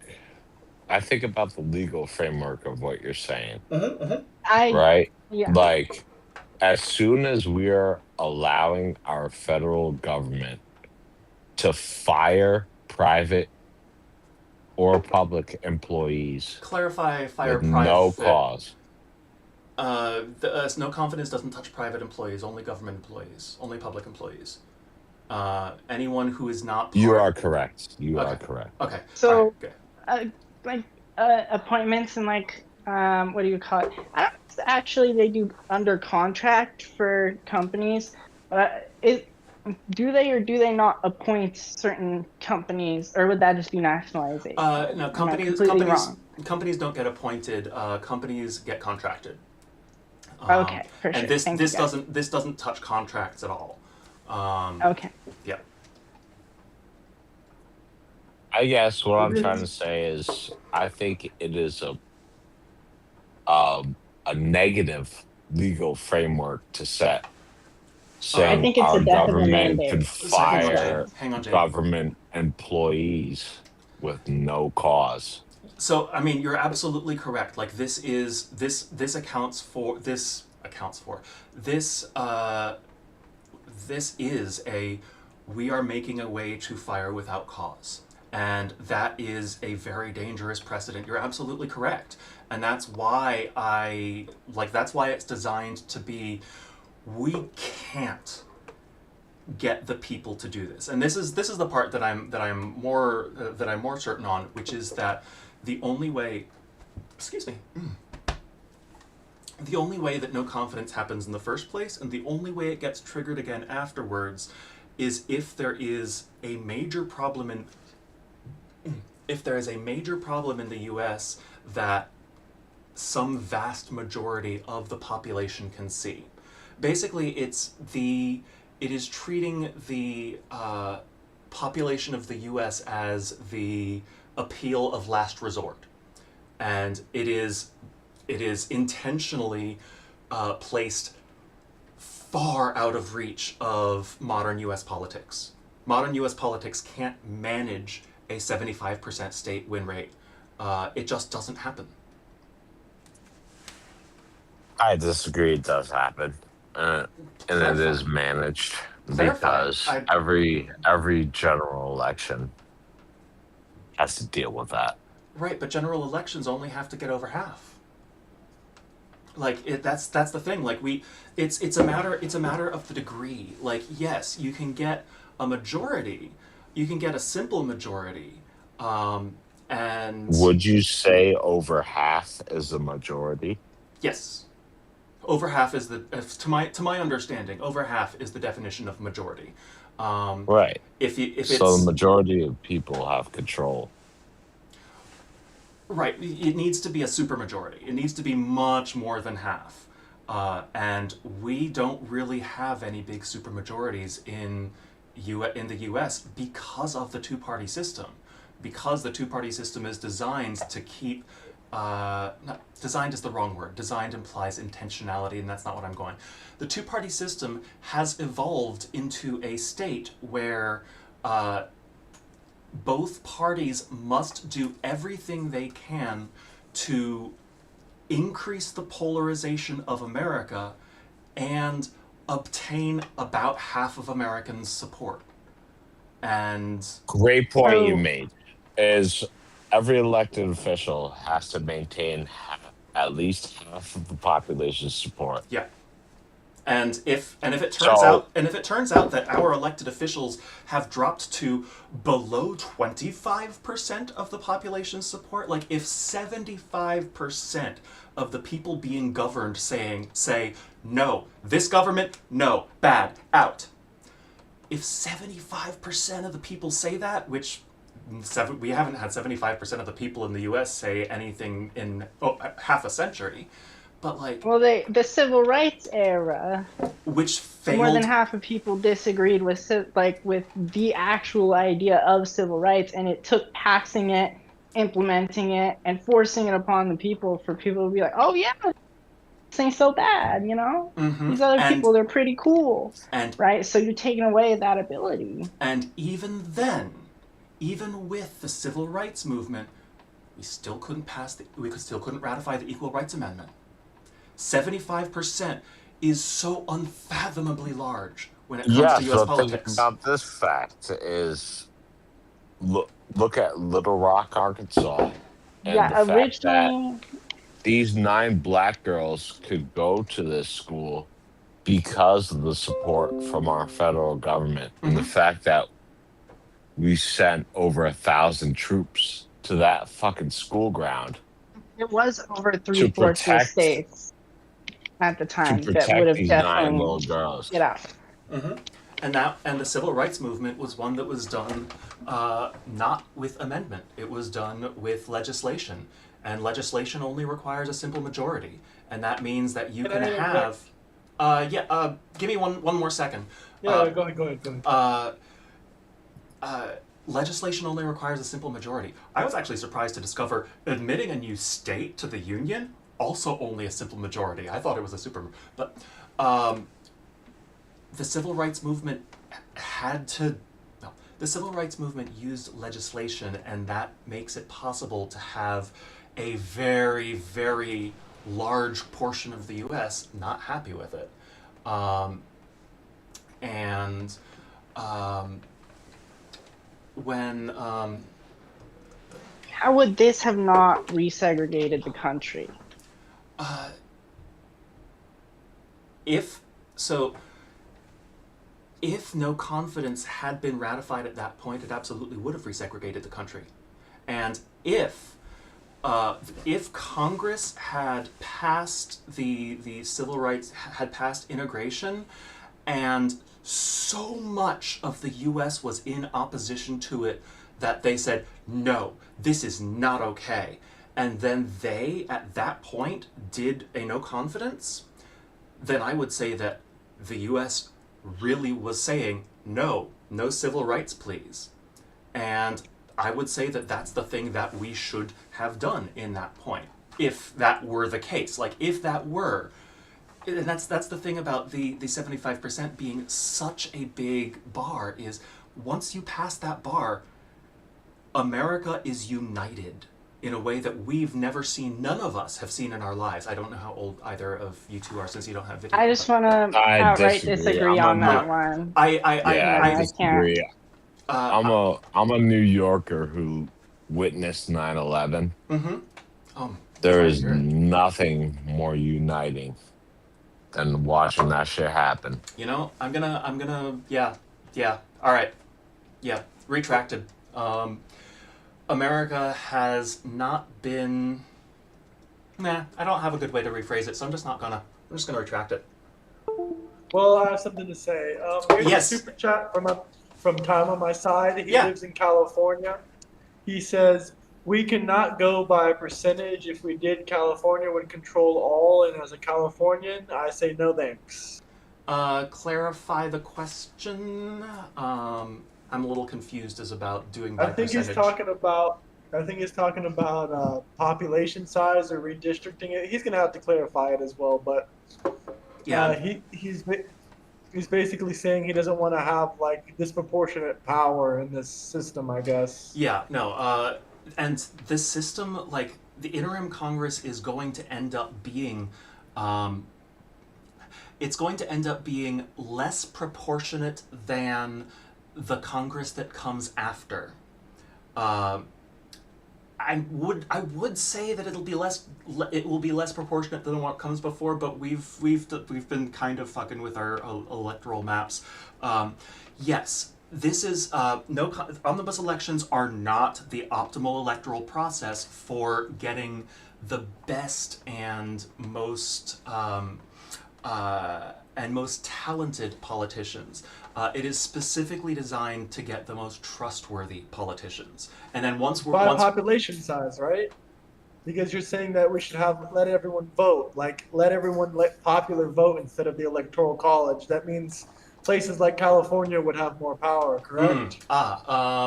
So that's going to specifically be a thing for the restricted presidential election, and not for the restricted Congress elections, because or omnibus elections for Congress, because for Congress, everyone in a state only votes for that state's legislators, but for the presidential election, the way that it is written right now says that yes, the end result of the eventual thing is that the election for interim president ends up being by popular vote. And it there is still a distinction, an important distinction from the elections that we have today, the ones that are electoral college elections, and that is that it is an approval ballot, which means that you can vote for multiple candidates. You don't have to say, okay, I just want the Republican or just want the Democrat. You can say, oh, I'm going to vote for all these Republicans. Any of them would be fine as president. Because the way, and again, the way that it's currently written, which is not necessarily the way it's going to stay, but the way it's currently written for electing the interim president is first, all 50 states run their own omnibus to decide on a president and vice president candidate. And then America as a whole does a nationwide omnibus. And that is... I hate to interject, but that's Yep. not true. It is the political committee's obligation to elect their nominee for that political organization that you're representing. And then you can run. So this is a different it's a different electoral system. It doesn't use the same rules. The people who appear on the omnibus election for interim president are people who, again, originally got picked out of, names picked out of the hat to be put on a ballot in their state, and the members and the residents in their state decided that this is the person of their state that they would most like to see in the presidency. And then after that, all 50 of these president-vice president pairs get proposed to America as a whole, and we get to put a check mark on every one of those 50, 51 actually, because the district, but we get to vote for as many of those as we think would do a good job in the interim presidency. And the fact Can I interject again? Yeah, go ahead. You finish up though. Oh yeah, the fact that it gets the fact that it's multiple people can vote means that it doesn't suffer from the don't vote for a third party candidate, you'll torpedo the choices of whoever, and that's what makes it a different thing. Euro, please. I don't want to rush anyone out of the conversation or anything, but I was hoping to have like a 45-minute to an hour conversation between Jade and you about the whole transgender issue and gender thing, and I wanted to make it like a separate stream route in this stream, so this is one topic and start a new stream about the other topic. Yeah, absolutely. Absolutely. Is everyone cool with that? Is everyone ready for that? Let me know. I'm gonna go ahead and keep it in the same stream on my channel, just because that's fine. I don't want to touch anything, because this is the very first live I've ever done. So I don't trust myself to be able to stop and start. So on my channel, the stream will just be both parts of it. Okay, I'll end Yeah. mine right now, and you guys can chat for a second. Sounds good? I'm in the peace out, guys. I'll see you again in a second. Yep. But yeah, I'm going to. Actually, I'm. Oh, I don't even know if. Might as well take a break to freshen Yeah, yourself yeah. up. I was Yeah, gonna. take a break if you need to. I was going to say Yeah. I will pause my streaming and put like a please stand by, but I'm not even sure if I could do that without breaking things, and I don't want to try and do that in the middle of a thing. So Yeah, I don't even know how to do that. So let's. I'll just go ahead and mute my mic, and then I'll get up and go use the restroom too. No, it's all good. I get it, guys. Tough crowd. Oh, I've been having a great time. This has been utterly Just fucking fantastic. with you. I am. 100%. Yeah, no, this has been so wonderful. Thank you all so much. thank Yeah. you.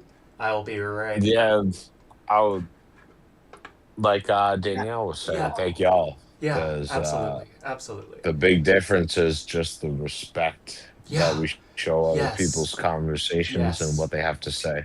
Mm-hmm. Yeah, 100%. All right, I'm gonna Oh, get well. up. I will be Do right that. back. All right. Y'all did not see anything. Everything is fine. I did not break glass on stream. I was trying to hit you that did great. standby sign. I Perfect. did not break glass on stream. Zooms in on broken glass. It's okay. It's not broken. It just sounded broken because it's a ramen bottle. You know how they have like the little glass thing in there? Oh, yeah. I put like a fancy pen to stop it from rattling, but it's still done. It's still Holy big. shit, you All right. drinking them bougie beverages. Yeah, best believe. All right, I will be Honestly. back.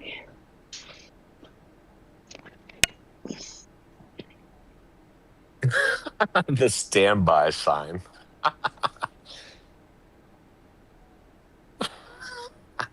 That's not funny. Holy shit.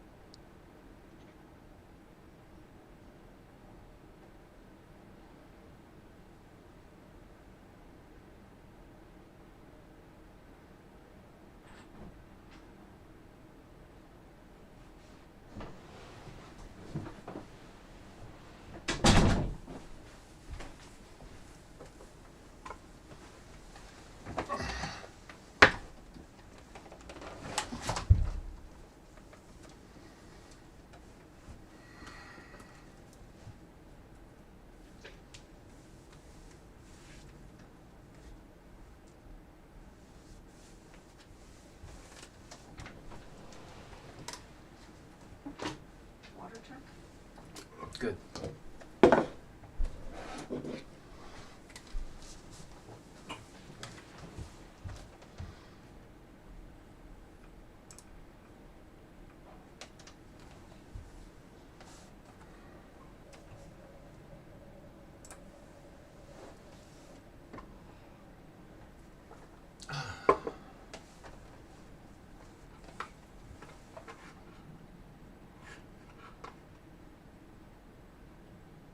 What up? Hey, What up? What up? yo. As a reminder, we're still live on my side. Just 'cause Thank you for reminding me. I kind of I heard that tone of voice of finally I'm off stream because I join my friends for their video game live streams on Twitch and yeah, no, I recognize that. Okay, all right, we're not live, but we are in fact still live. So You said it perfectly. This is just all my anxiety. Oh shit! I gotta watch what I gotta say. yeah, I hear you. Well, but thankfully you are only live on the channel called Unfucking the World, so you don't have to watch your language too much, at least. Also, Give me a sub. Also, by the way, I see that a lot of people have been commenting, and oh my gosh, I haven't been able to look at any of it, but like, my screen has scrolled. I Oh man, I've been looking at the YouTube comments. So. Yeah, no, I haven't been boy. looking at any of it. But it looks like from my comments, it looks like I. I'm back. Hey. Now we're just waiting on Jade. I got a comment from someone that I can't actually read the username well enough because it's too far away. No. Sorry, I need to look closer.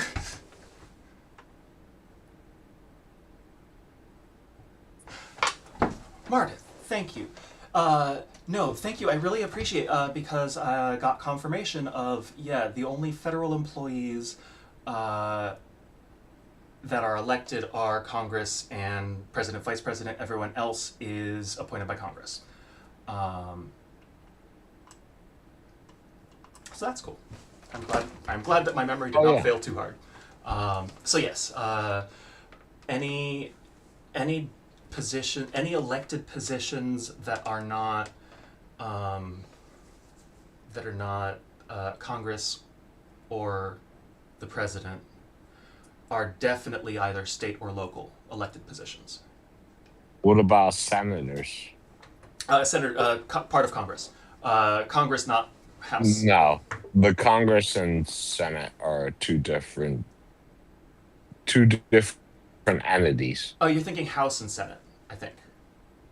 Because Senate is part of Congress. Yeah, you're right. You're right. I get that. I mix that up all the time. Yeah. No, the House of Representatives, the Senate. I wish that the House of Representatives didn't have such a long name. It makes it very difficult to shoehorn into things. The Senate, nice small word. I like that. Hey. Well, it's like even the acronym House of Representatives, you're calling it the HO. Yeah. Come on. Hey, Jade. As a reminder, we are still live on my stream. So. Oh, my apologies. Outside, yeah, I went out for fresh air. Nice. No way. Yeah, Missouri's toasty. Cone, you're good. I just want to make sure that while we're in this sort of interstitial, it is a slightly public interstitial. It's just. I just want to make sure I'm not saying some. You're great, Cone. No, you're fantastic. Really, screwed over. Yeah, no, you're great. Also, just thank you all. Thank you. No, thank you. You've been absolutely respectful. Yeah. That's all we could ask. And that's all I could ask. And this has been the experience of my lifetime. It really has. Thank you. Like, I'm not a religious person. I'm really not. But my parents named me Daniel and you invited me into the lion's den. I mean, I might not be religious.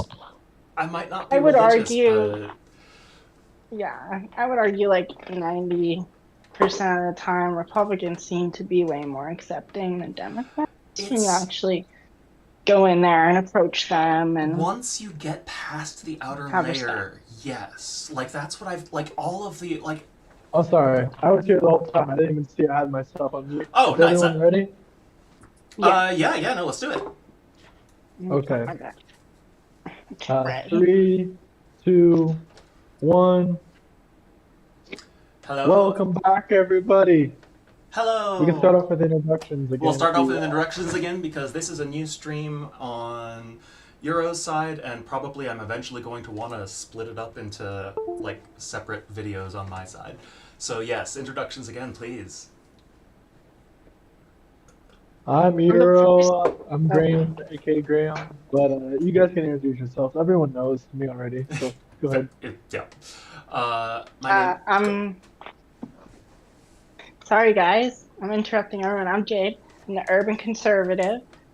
Specialize in urban conservatism, aka highways, and everything that makes them good, and which highways are the best highways. So go ahead and subscribe to my channel if you want to check that out. It's called The Urban Conservative on YouTube.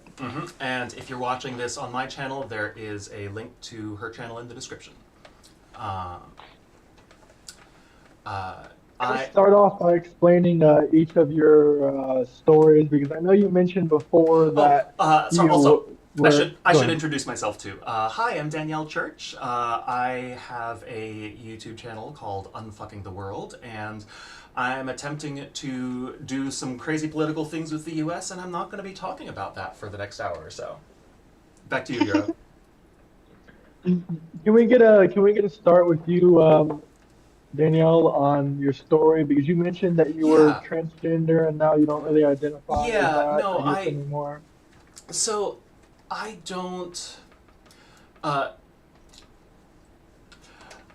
thing that I have experienced the most recently is having trouble with understanding what people mean when they ask something. I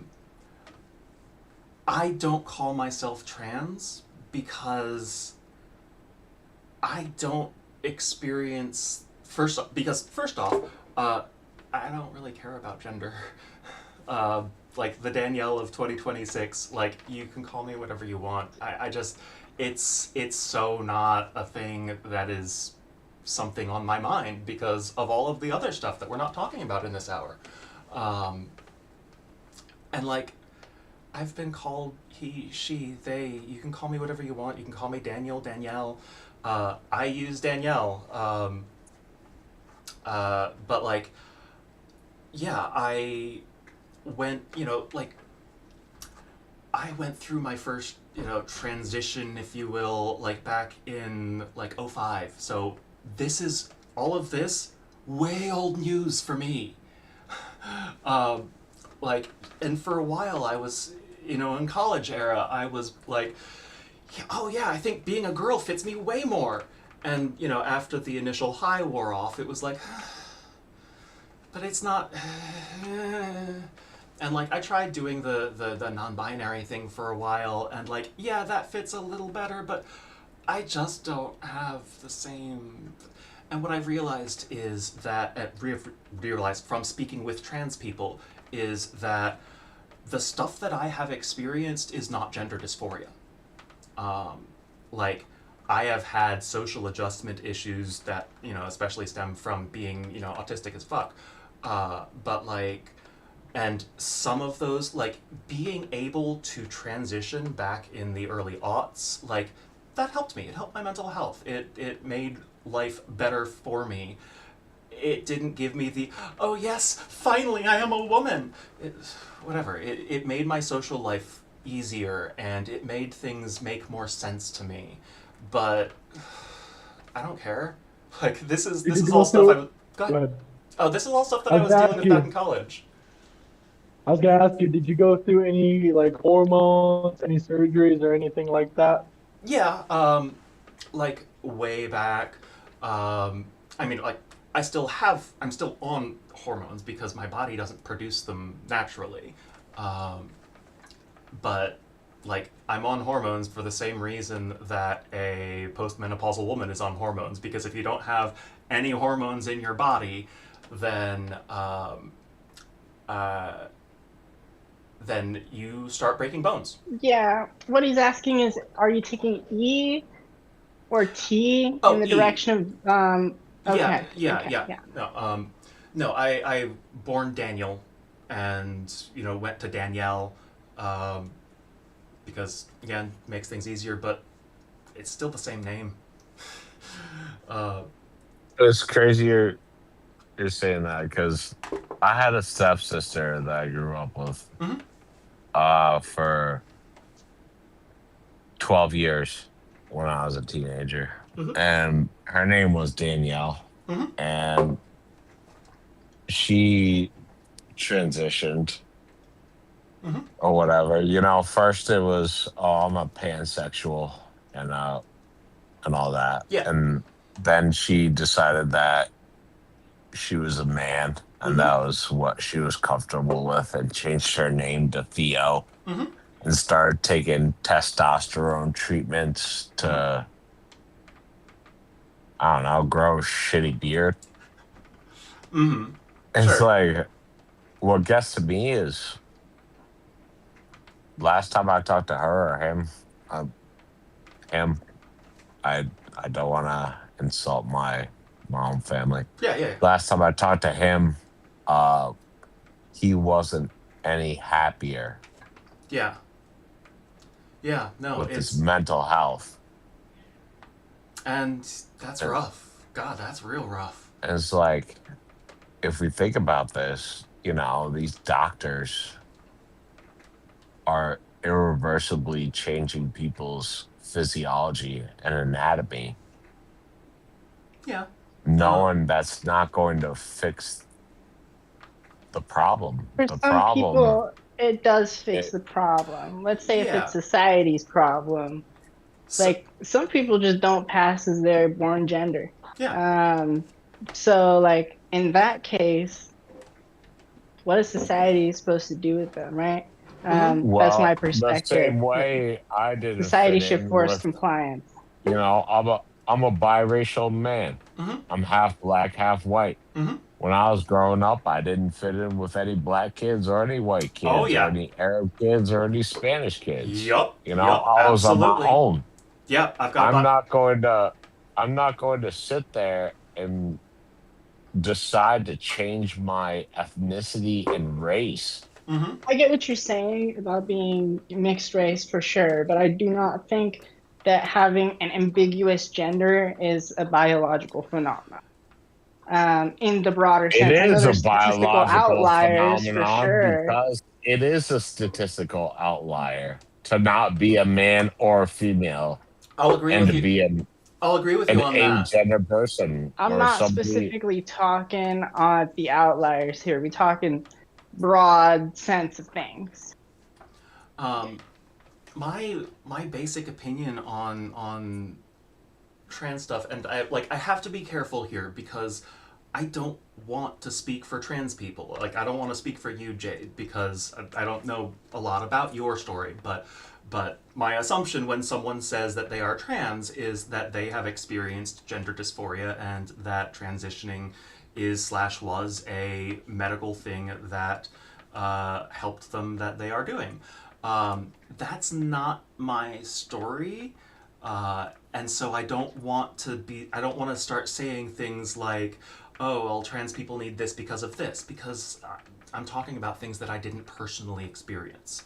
I am someone who benefited significantly by the legalization of and access to gender and, hormone whatever stuff. I absolutely Gender affirming care. yeah, and the thing is that it's not, like, no, the question of do I think it's good or do I think it's reasonable that doctors are making these irreversible changes to people's bodies? Yes, I do, because that's the job that we've hired doctors to do, is to make irreversible changes to people's bodies in order to. Yeah, I mean that's what we hired. Cannot be done. Yeah. Well, hold on. No. Before you can even become a doctor, you have to take the Hippocratic Oath. Mm-hmm. Yep. Do you know And what that oath is? I mean, I certainly couldn't recite it for you word for word, but I can tell you that do no harm is part of it. And I assume that's what you're talking about because that's the part that people usually refer to, but I don't know for sure. So please continue. Yes. It's a real, and I think that what you're getting at is what's the definition of harm? Like, is it harm to be doing surgical interventions or hormonal interventions or anything like that On 3-year-olds on three? or 4-year-olds. Yes. I mean, first off, Yes. actually, I was going to say I don't think anyone's doing a lot of medical procedures on 3 or 4-year-olds, but I'm going to say that there are actually a lot of medical procedures being done on 3 and 4-year-olds, but it's not because of trans stuff. It's usually because of the opposite. That's usually someone is intersex and has unexpected genital configurations, and then they get SRS applied to them before they're old enough to speak.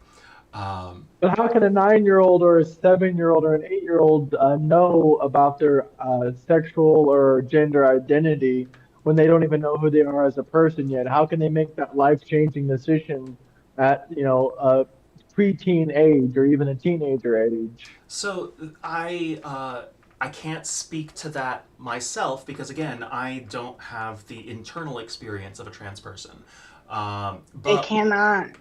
Okay, because it feels It like doesn't. the best but way to describe doesn't gender matter. dysphoria is like a.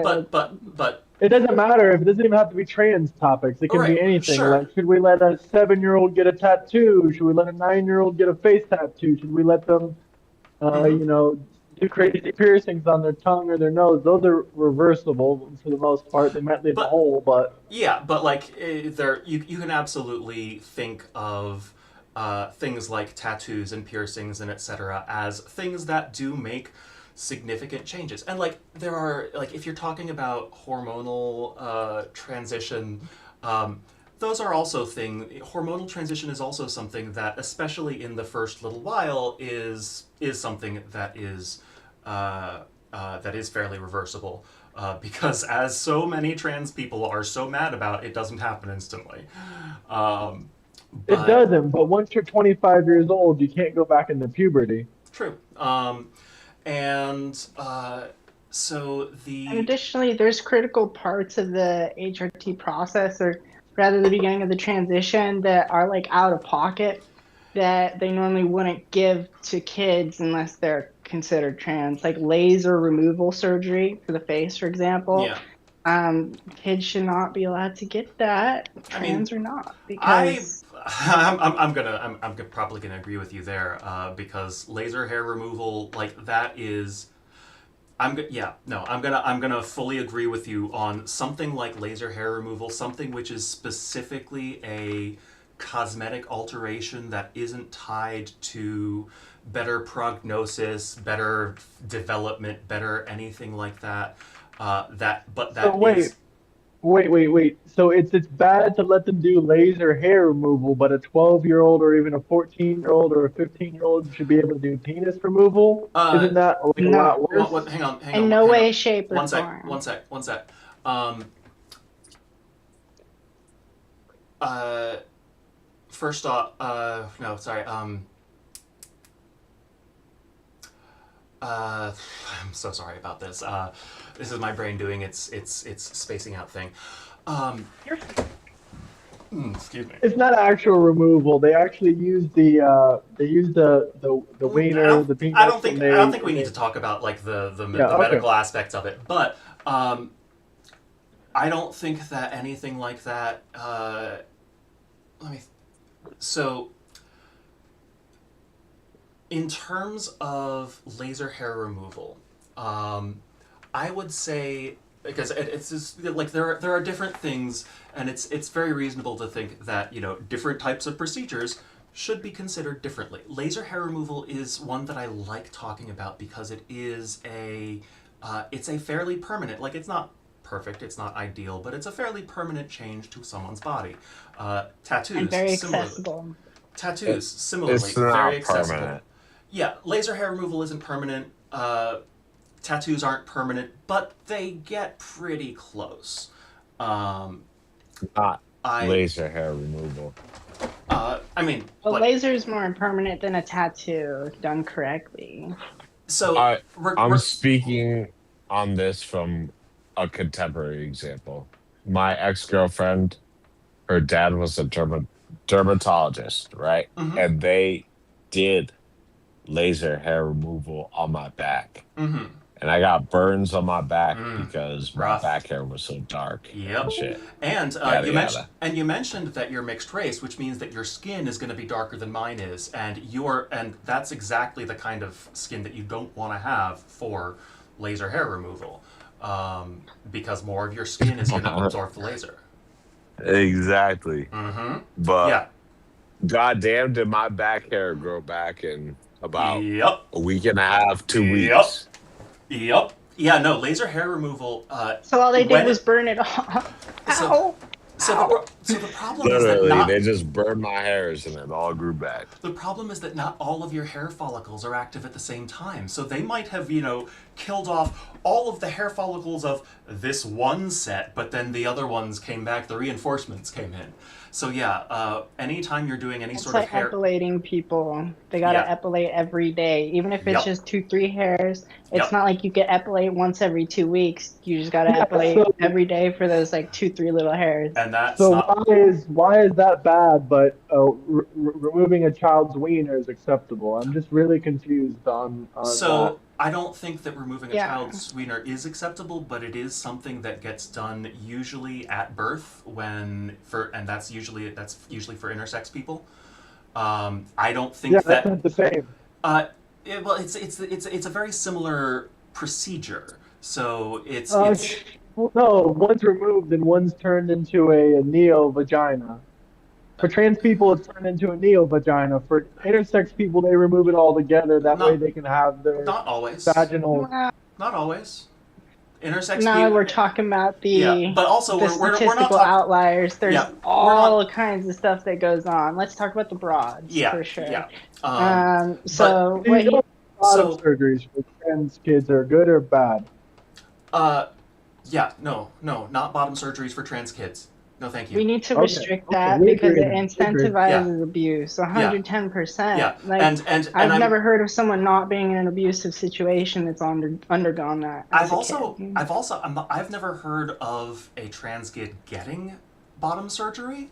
Like, I've seen trans kids that have gotten hormones at around puberty era, and that's reasonable. I don't think that any child should be given hormones before the age of 10, maybe.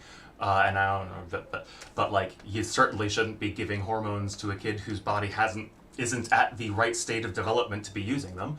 But I would still have to push back on that because at 10 or 11 or 12 years old, you have no idea of who you are as a person, much less how you want to represent yourself for the rest of your life. So yeah, and that's why a lot, as I understand it, the standard thing to do for kids that figure out that they're trans at that age is actually to delay the question. It's just, okay, we're not quite sure, like, there are some signs that this kid might not be the same gender that they were born with. So maybe let's give them a little more time to develop without doing any differentiation. And so they just use puberty blockers.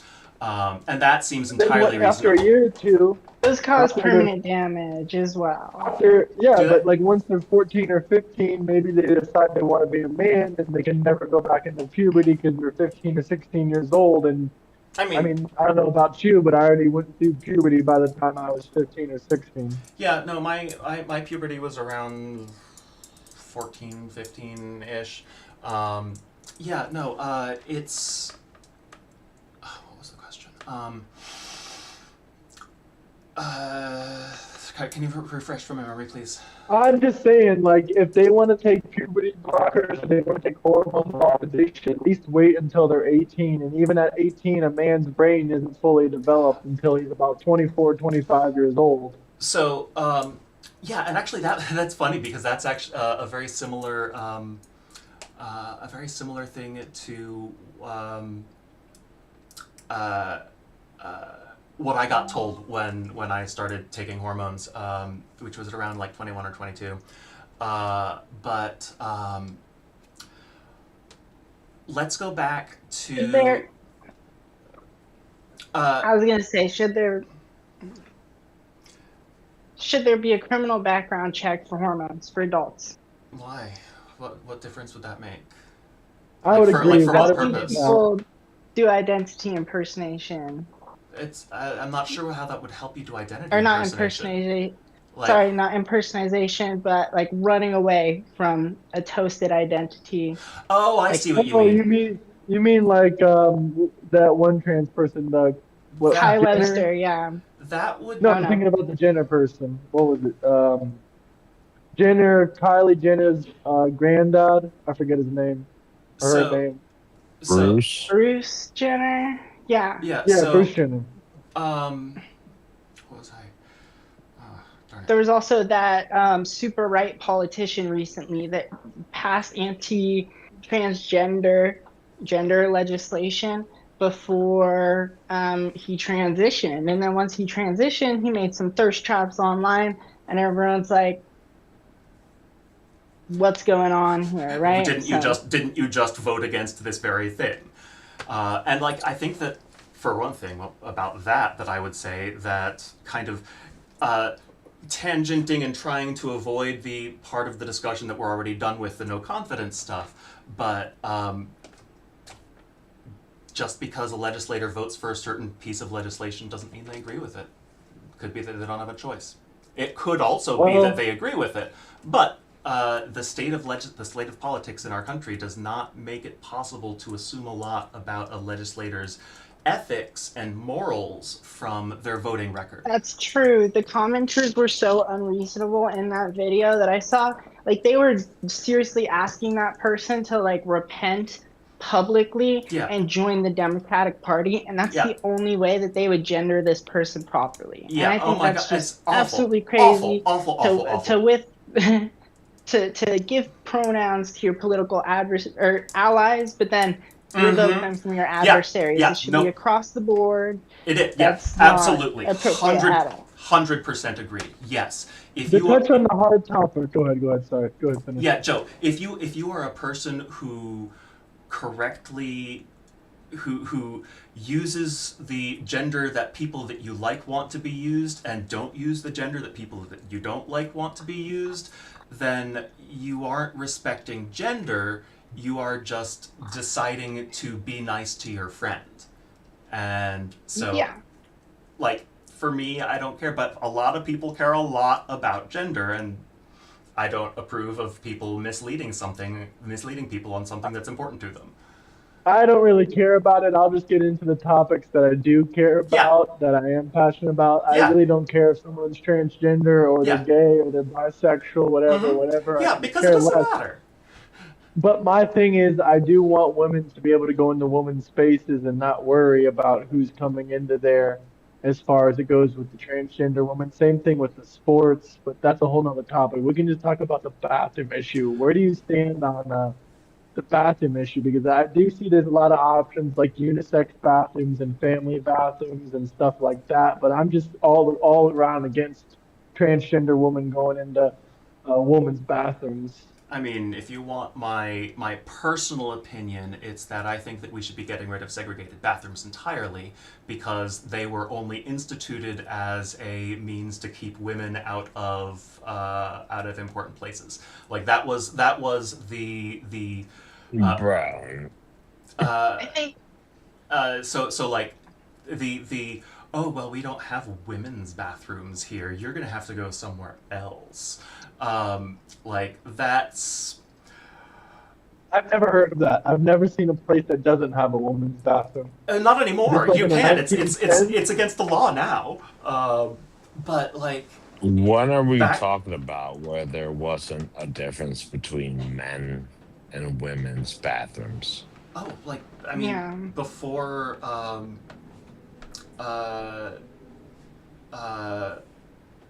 Like we're talking. We're talking. Sorry, you cut out for me for a second. Sorry. What did you say you said about it? They were segregating them and whatnot. Yeah. Oh, right. I don't. This isn't a thing that I've done a lot of research into recently, because it's just not an interest of mine. But no, this was a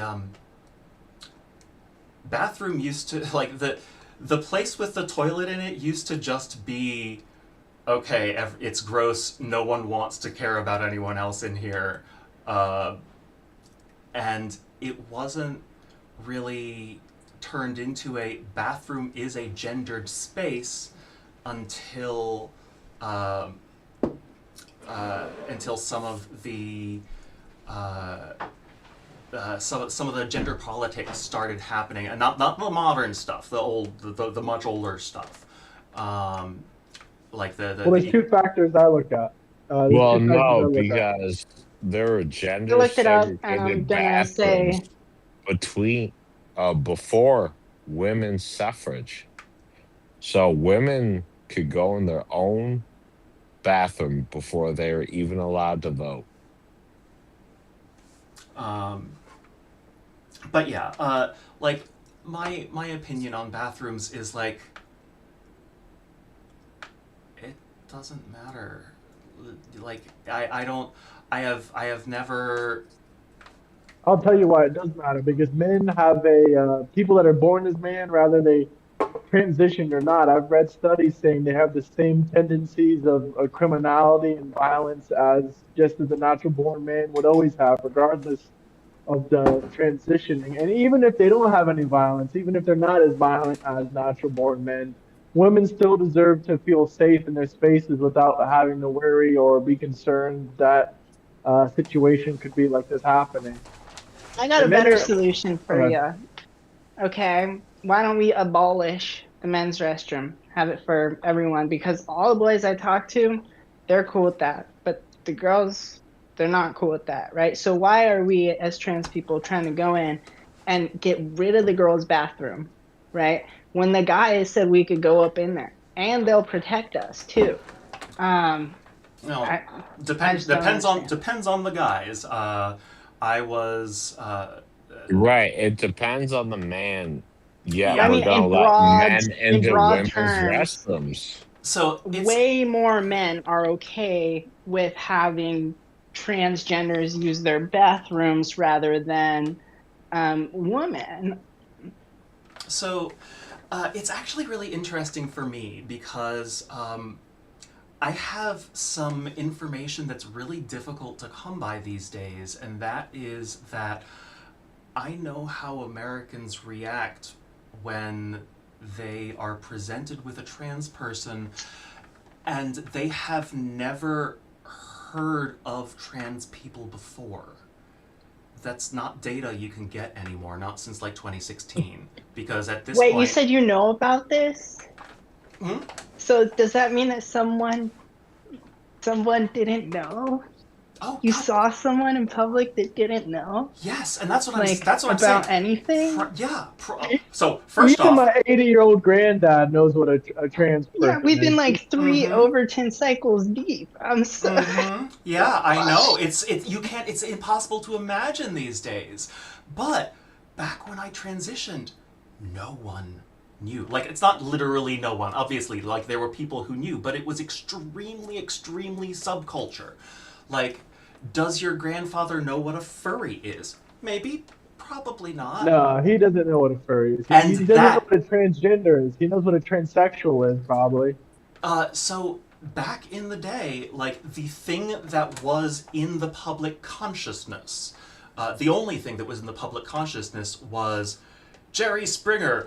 Has had a sex change, and now we are presenting into blah, blah, blah, blah, blah. Like that was the only. There was no concept of That's not true.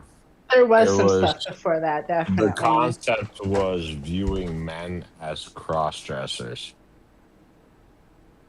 No, I mean, it's I've no That seen was because the a bunch of because concept clips back in the recently day. of a. no because we Here, did one sec. have. Let me Go pull ahead. it up. We did have like there were cross dressers then, but they were definitely still a different class from the people who got a sex change. But got a sex change was a an extremely outre and unheard of kind of a thing. Okay, Well, it's one called thing you're not thinking of is in Christine order to get a Hang on, sex Jorgensen. change, you one second. have to have. Hang on, Cone. 1 second. What are you saying, Jay? My apologies. No The worries. person that I'm here to reference is Christine Jorgensen, Okay. who fresh out of World War II. Yep. She transitioned from male to female Mm-hmm. using the transsexual infrastructure, Mm-hmm. and basically the whole world was just like posting her everywhere. For like On well, not mm-hmm. posting. What do you call it when you put it on TV? Please excuse. This is my old phone. Oh, I'm not whatever. like that. Um, Yeah, no, it was but one of it's those. called Christine Jorgensen. Yeah, no. She's fairly familiar. Familiar. She's fairly famous. There we go. Yeah, no, that was one of those things where it was like, oh my gosh, this is so weird because it's unusual. It's gonna be on the news. It wasn't an idea of now there are so many of these. There are these one-offs that change their gender. There wasn't a class of people which was transgender people at the time. There are a few weirdos here and there that do weirdo things. And that was the environment that I grew up in. Well, no, you have to think about what was being said. Mm-hmm. The first transgender man was in 1947. Mm-hmm. Sure. Yeah, absolutely. I mean, well, possibly the first transgender man that called himself a transgender man. I would say that there were a lot of folks in history who, if we looked at them today, they would probably fall under the umbrella of trans man or trans woman. Just like there are so many people in history where if we looked at them today, we would say, oh yeah, super autistic. But like autism just wasn't a diagnosis before the 20th century, so there was no way to call someone autistic. But similarly, like 100%. There'd be no way to call someone autistic, Mhm. but there's also no way that if somebody believed they're transgender and went through with the surgeries, that it would be prevented. Prevented in what way? I'm confused. Also, I'm afraid I'm going to have to get up What and use I'm the bathroom. trying to I've been say drinking is- so much water. Sorry, but I have You're to. fine. Yeah. No, I'll be you- right back. Yes, you're hold. absolutely fine.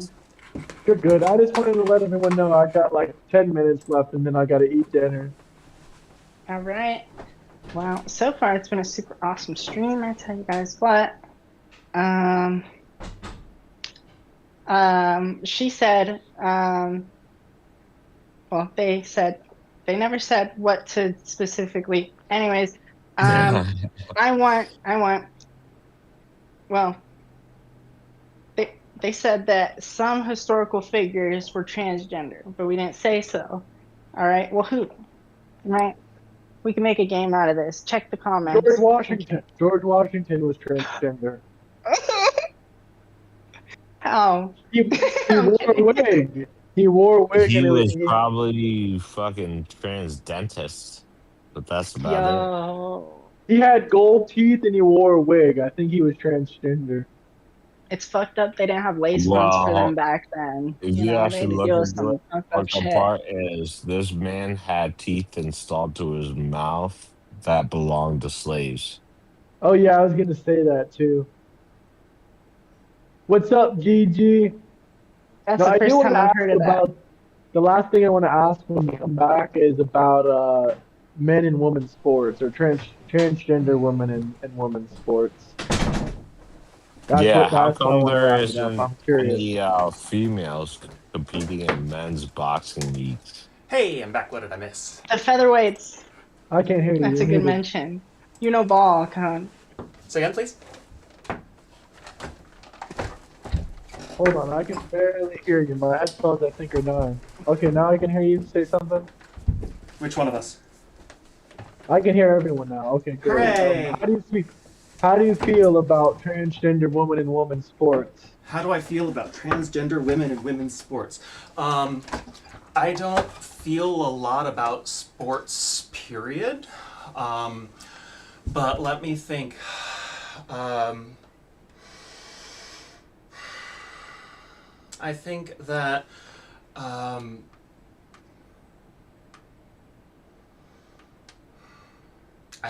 any sport that is at the level of a high school or college isn't a sport that anyone who isn't in high school or college or has a kid who is in high school or college needs to care about.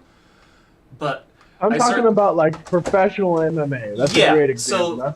So in terms of sports where this is like a sport designed for adults at the peak of their abilities, like one sec, sorry. I hate to break it to you, but that is all sports. Oh no, it's not. I played soccer with the Boys and Girls Club. Like that's not. How are that's, you going to play soccer if you are not physiologically fit? Oh yeah, no, you do have to be physiologically fit. What I'm saying is that you don't have to be at the peak of your personal game for every sport. Just for it's the ones where you have collected people from across the world or across the country, and you want to have some real, let's find out who's the best, because competition is fun. Like, we love getting Well, Danielle, you're talking about every sport, not any sport you participate in isn't a Well, to be fair, competitive, Zero asked the question. She's just competitive tournament competition. specifying.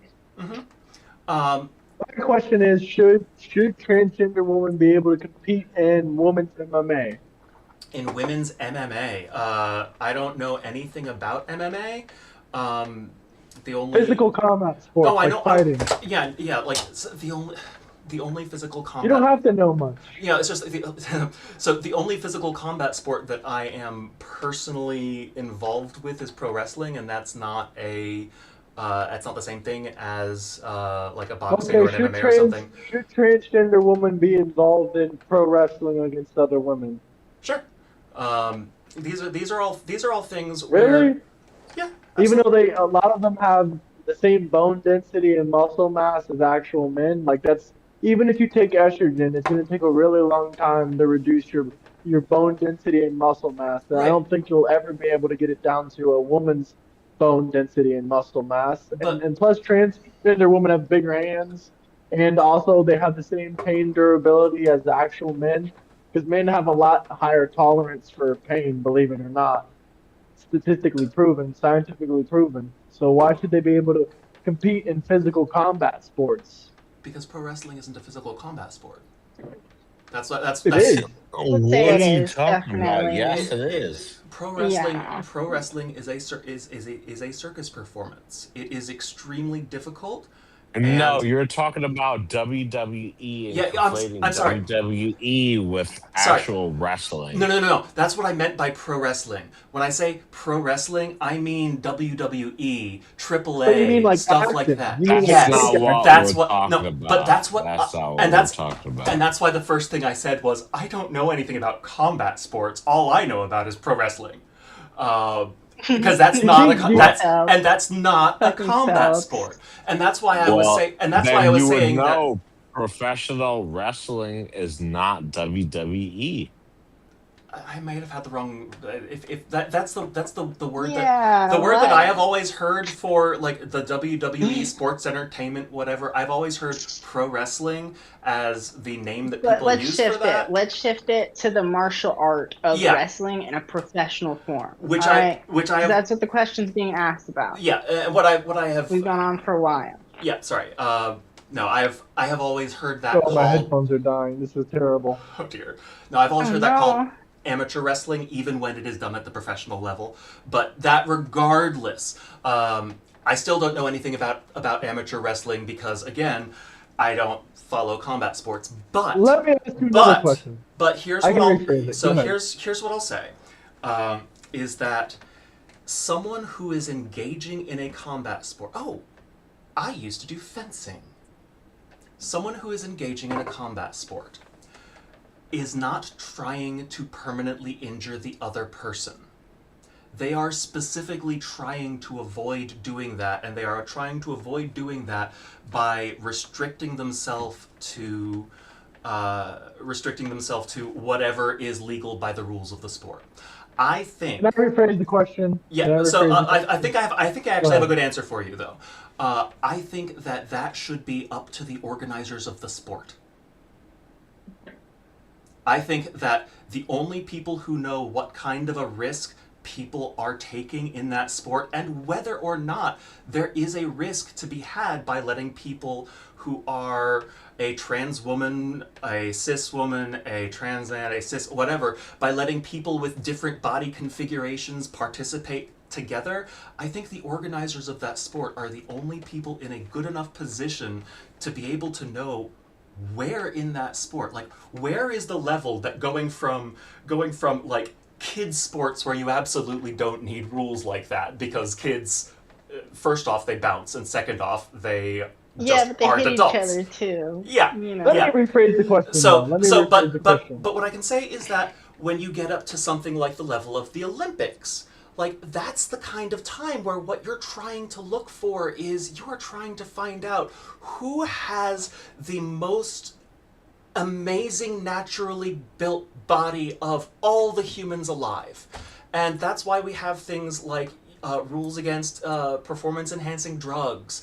Like, I think that when testosterone is in that list, so they wouldn't probably qualify for the Olympics. But can I ask, and estrogen is probably also on that list. I'm not 100% sure, but let me rephrase the question. Sure. A transgender woman, being that they're born as a man and has the average height, an average male height is about 5'8", and the average female height is about 5'3", knowing that people that are born as a man, whether or not they transition or not, have bigger muscle mass and bigger bone density and higher pain tolerance. Mm-hmm. Who do you think would win and the majority of fights? Obviously, there's exceptions, but who would win in a fight? A transgender woman versus a regular woman? Say the exception, though. So there is exceptions, yeah. Like the featherweight. Big exceptions, but I'm also going to say I'm not actually confident in the answer to that. And here's the reason why. It's because if you're going to talk about what is the likely outcome going to be in using statistical averages, then you need to be addressing the entire context, and that is a context of combat sports are much more likely for men to be involved in than women, and I'll use that in whatever sense you want, but men are much more likely to get into combat sports than women. You don't think men are stronger than women? No, that's not what I'm saying. I'm saying that men are more likely to get involved because they're more likely to want to get involved in combat sports than women. And I'm not saying anything particular about like testosterone or anything like that. I'm just saying that but are men stronger than women or not? But here's the thing.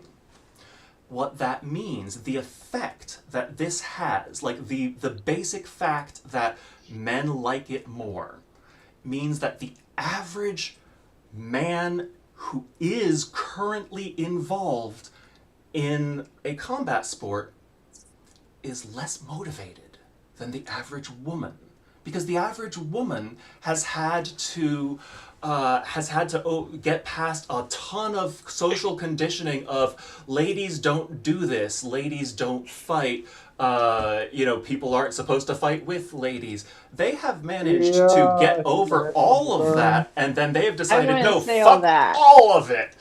I am gonna fight. I'm gonna fucking fight. I disagree on this point, because I would think as a man, it would be the biggest shame to experience facing a loss in a combat sport against another man you're fighting against in front of millions of people. So at that point, you're getting into the combat sports when they're at the level of being televised to millions of people. And I'm not sure. Hold on, let me rephrase. Go ahead. I will say it would be the biggest shame as a man to lose any fight at all. Okay.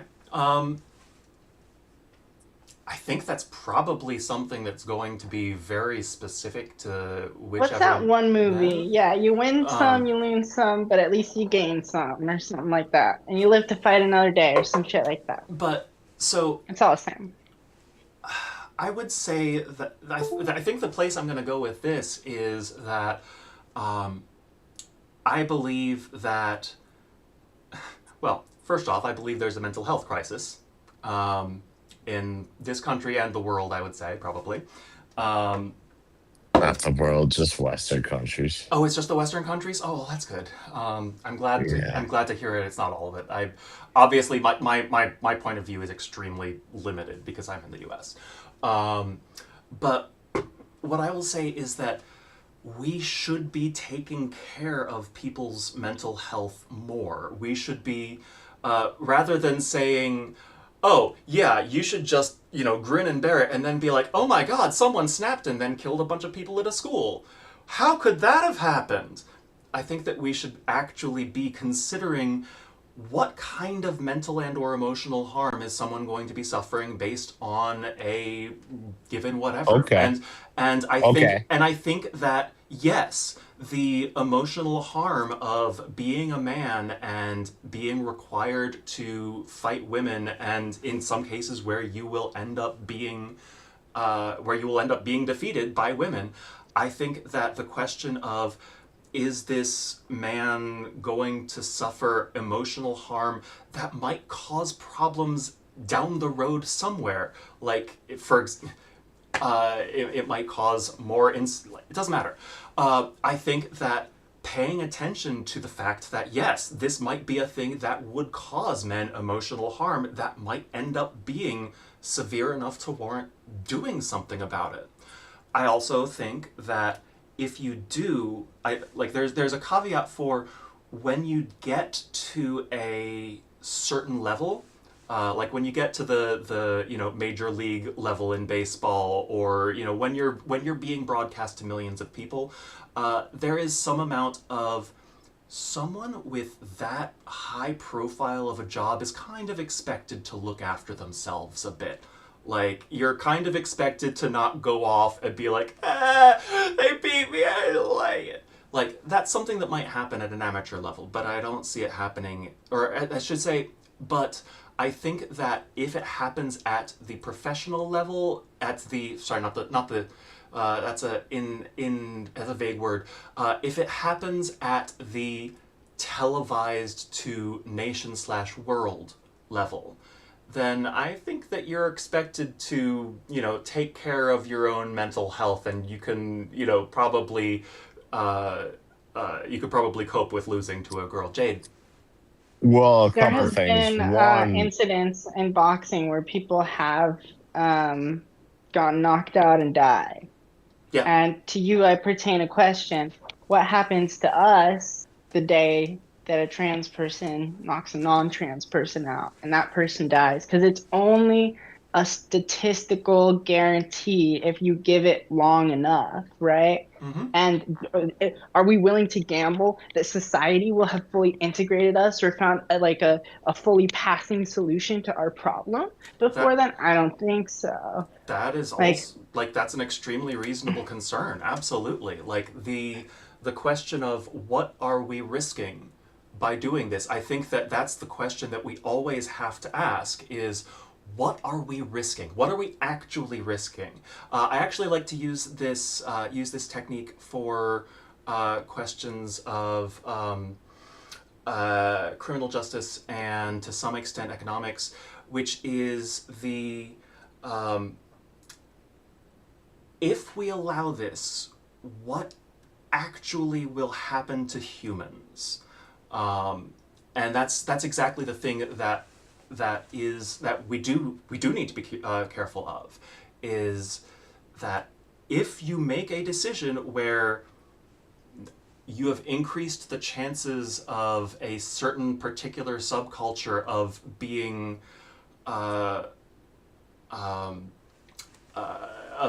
being harassed and targeted and whatnot, I think that you have to weigh the chance of, am I potentially making this be a possibility? I don't think that means that it is a. I don't think that means Why? it's Why? a. Why would we want to integrate less than 1% of the population in the real women's sports when Because they're obviously stronger? Because it's less than 1% of the population. Like I said, Okay, I don't. so why? So because again, this Do comes we down have to do to something for a this comes very down to slim minority? so So this women have to lose money and women have to suffer fighting against men like they've already done through their whole life as it is, and now they have to go into sports and deal with it? I mean, to be clear, any woman who is involved in a combat sport has done so despite a society telling her, "Hey, women don't get involved in combat sports." I think that most women Yeah, who but they are haven't done involved, it knowing they're going to fight men I don't think or males, whatever you want to you're say. probably the right person to say why women do or do not get involved in combat sports. I'm certainly not. That's not the argument. The argument is they don't want to fight against natural-born males. So why again, should they have to? again, you're making the argument. You're making the argument that they don't want to fight against natural-born males. They don't. Again, you're making that argument, and you're absolutely I don't welcome. have to make the argument. They've never lobbied to fight against men. They've never made any political pushes. They've never ran any protests to fight against men. So why would they want to? Why would they They've have never done so? complained because they might want to fight against men. That's what you're claiming. If they don't want to fight against men, I'm not and they're in the claiming women's anything. section, then let them. I'm not claiming anything. I just think that you can, like, in your experience, perhaps, women don't want to fight against men, but in my If they wanted to fight against men, they'd be lobbying for it, or they'd be speaking up about it. Yeah, Would there's they? been no Would public they? statements of like wrestlers, aside from again the statistical outlier that So has said that's like, actually, "Hey, I want to have a dual gendered fight." that's The actually, point I'm Okay. trying to make is if I entered a woman's boxing league, it would be a complete unfair advantage to me. I mean, It would be. I could knock out most of these MMA fighters with zero training that are women. I'm that- 6'5" and over 200 pounds, so it would be easy. I mean, I would certainly enjoy watching you try. Regardless of whether you succeeded or not, I would enjoy watching that fight. But that I regardless, would. If you enjoy watching Instead of women fight. getting beat, good for you. So basically, you're saying you enjoy watching women get beat up by men. you can go ahead That's and take pretty it that fair. way. You can go ahead and take it that way if you like. Yeah. I mean, that's Um, what you said. You said you would enjoy watching me fight women professionally and beating on them. That's horrible. That's not what I said. I said I would enjoy you fighting in an MMA match with one of them. So I would be beating on a woman, and you'd enjoy watching them. Brother, name another woman fighter who is 6 foot and 215 pounds like me. I don't know any women. Again, I don't get into fighting sports. But all I'm saying is that if there was a woman that looked at your challenge and said, "Oh hell yes," yeah, I'd go for it. Because remember, They would be psychotic. in the scenario you have presented, in which you have joined a woman in an MMA ring or a boxing ring or whatever, in this Yeah. scenario, this is a woman who has looked at you and has decided, "Oh, I wanna fight that."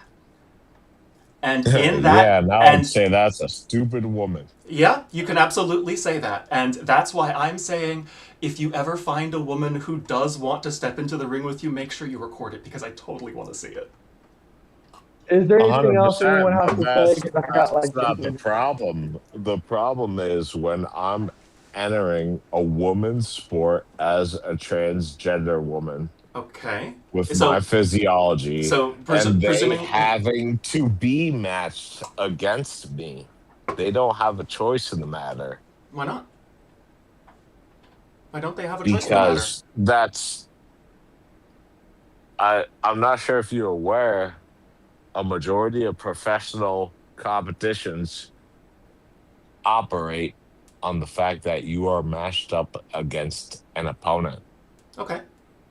Again, I don't know much about actual sport type combat stuff. All I know is scripted stuff. So I don't You're know. educating the people, Con. Yeah. So yes, like I don't know what the story is behind who is allowed to fight whom. And yeah, like I think that if this is a world where fighters don't get to have a choice or even a veto over who they get to fight, then I think that that's a case where, yes, we need to have some very strict rules about who is allowed to, and I think that that's something that should be up to the organizers of the sport, because the organizers of the sport will have a lot better idea. Like for wrestling, for example, for amateur wrestling, like having extended arm length is a huge advantage. Like, that's enormous in wrestling in particular, and I would expect that the organizers of whatever wrestling league would understand that, and when they were called to be like, okay, what are we going to do about people that have the long limb length of a person who is, born with testosterone, what are we going to say about when should they be put into the ring? Like, should we have kind of a height differential limit? Should we have a weight differential limit? These are all questions that I think that the organizers of the sport are the best people positioned to answer. 100% agree, but how are you going to say they could make any regulations about your height or your weight when they can't make any regulations about your gender? They can't? Listen, I'm going to have to hop off here now, but I do, you guys can continue the conversation if you like, but I'm Sure going to thing. have to hop off. My headphones are dying. I got to eat dinner. Yep. I'm gonna have to hop off as All right. well. So I think It's this is been a probably. long I think it's time. probably a good place to call it. I should probably eat some food too. Thank you, Yeah, me thank you, too. Thank you, all of you. Thank you Yeah, for thank joining you, me. This guys. has been Thank you guys as well. absolutely It's a lot of wonderful. fun. And everyone from the No, I comments get it. on Rough both crowd. sides. Oh, I've been enjoying it a lot. And to be clear, Yeah, I would Colin, you be did good. You did awesome. I'd be delighted. I would be delighted to chat with you more on this later. Yeah, let's have a one-on-one sometime. Yeah, absolutely. I'm in the Discord now, so in Euro's Discord now. So yeah, reach out to me. I would love to debate this more.